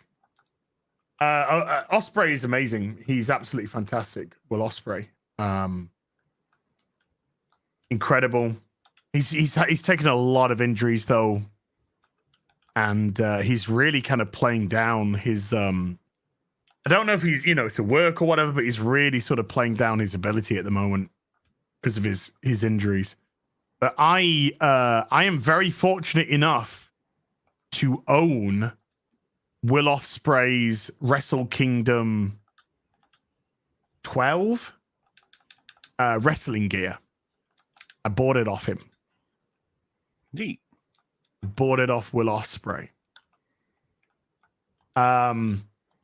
So yeah, I'm very, very fortunate to own Will Ospreay's Wrestle Kingdom. I think it's Wrestle Kingdom 12, might be Wrestle Kingdom 11. I own his Wrestle Kingdom 11 or 12 wrestling gear. So very, very lucky indeed. Right, folks. That's where we're going to wrap it up. We went for 3 hours today. 3 hours. And I've got that wonderful signed picture of him and Ibushi. When Ibushi put him in the Hurricane Rana, and he flipped him, and Will Ospreay just did a somersault and landed on his feet. And then Kenta Ibushi realizes he hears him land on his feet. He turns around like that. And Will Ospreay turns his head at the same time as well. And they turned that into like an anime drawing, and they both signed it. And I bought a copy of that. Because that was so fucking based. Well, he wasn't, no, not the jock strap he was wearing. It was the pants, it was the shoulder guards, it was the knee guards. That's what the outfit was. So his knee guards had chaos on them because he was part of the chaos faction at the time. Le Chevalier de Lys with a 2 Canadian 20 says, have you ever played Warzone Mutant Chronicles? No, never heard of it. In honesty, never heard of it. Neither have I. But that's where we're gonna wrap it up, folks. I'm gonna have to get something to eat, and then I'm gonna come back on. As brought Will Ospreay's underpants. Yes. Yes, that is exactly what I said, and you should run with that as far as you can go. I'm going to get something to eat, and then I'm going to come back and do some Zelda Tears of the Kingdom. Yes. Which I think I'll start at about 7 p.m. Because there's no Sunday Fun Day till the 25th, because people are in different parts of the world doing stuff. So we're going to reconvene then. So massive thank you to everyone who came, including you, Morley. Hello. Is there anything you'd like to plug? Oh well, that new episode of EFAP is currently out. It is an insane. I don't even know how to describe it. A lot of people very much enjoyed it. It was this silly system, right, where they say like, funnily enough, Cinema Sins at one point says there's a shot where he's on his bed. There's a bedside table on either side, and his watch is on the left. He then looks to his right, and then it cuts to a shot of him looking at his watch. And so Cinema Sins is like, well, they fucked that up. It's on the left, not the right. And we were sitting there for a while being like, that was really the most inconsequential thing ever. But is he right? He's technically right, yes. So we have discussions throughout it about whether or not the points on themselves are any good. And chat got to vote like whether or not they thought it was a 1, a 2, a -1 or -2 sort of thing. It was fun, and I think people liked it enough that we'll probably do it again sometime. Maybe we'll invite Az, make him suffer. I don't know. If it's something good to watch, that'd be nice. What do you mean? It's EFAP. I know, but it's just like there's only so many stages of cancer you can get, man. I don't know. Stage 57. What we need to do for you now is to get a new cancer to combat the Gollum cancer. When you have cancer at the same time, they'll fight each other. They will compete to kill you. Torpson Christiansen with a 50 Norwegian says vegans came from alpha. That must be larvae. Lyra. Meat comes from Earth. Based. Alrighty. Yeah, massive thank you everyone who came to watch today. Mods, thank you so much indeed for your time. Everybody who super chatted, Michael who PayPal'd as well. Thank you so much indeed for your generosity. You're absolutely incredible. Everyone who remembered, gifted memberships, again, thank you so much for your generosity. And I'll be back in the evening, UK time, for a little bit of Zelda Tears of the Kingdom. And let's just play something nice and relaxing and really good fun. And not Gollum! Take care. Bye for now. Bye.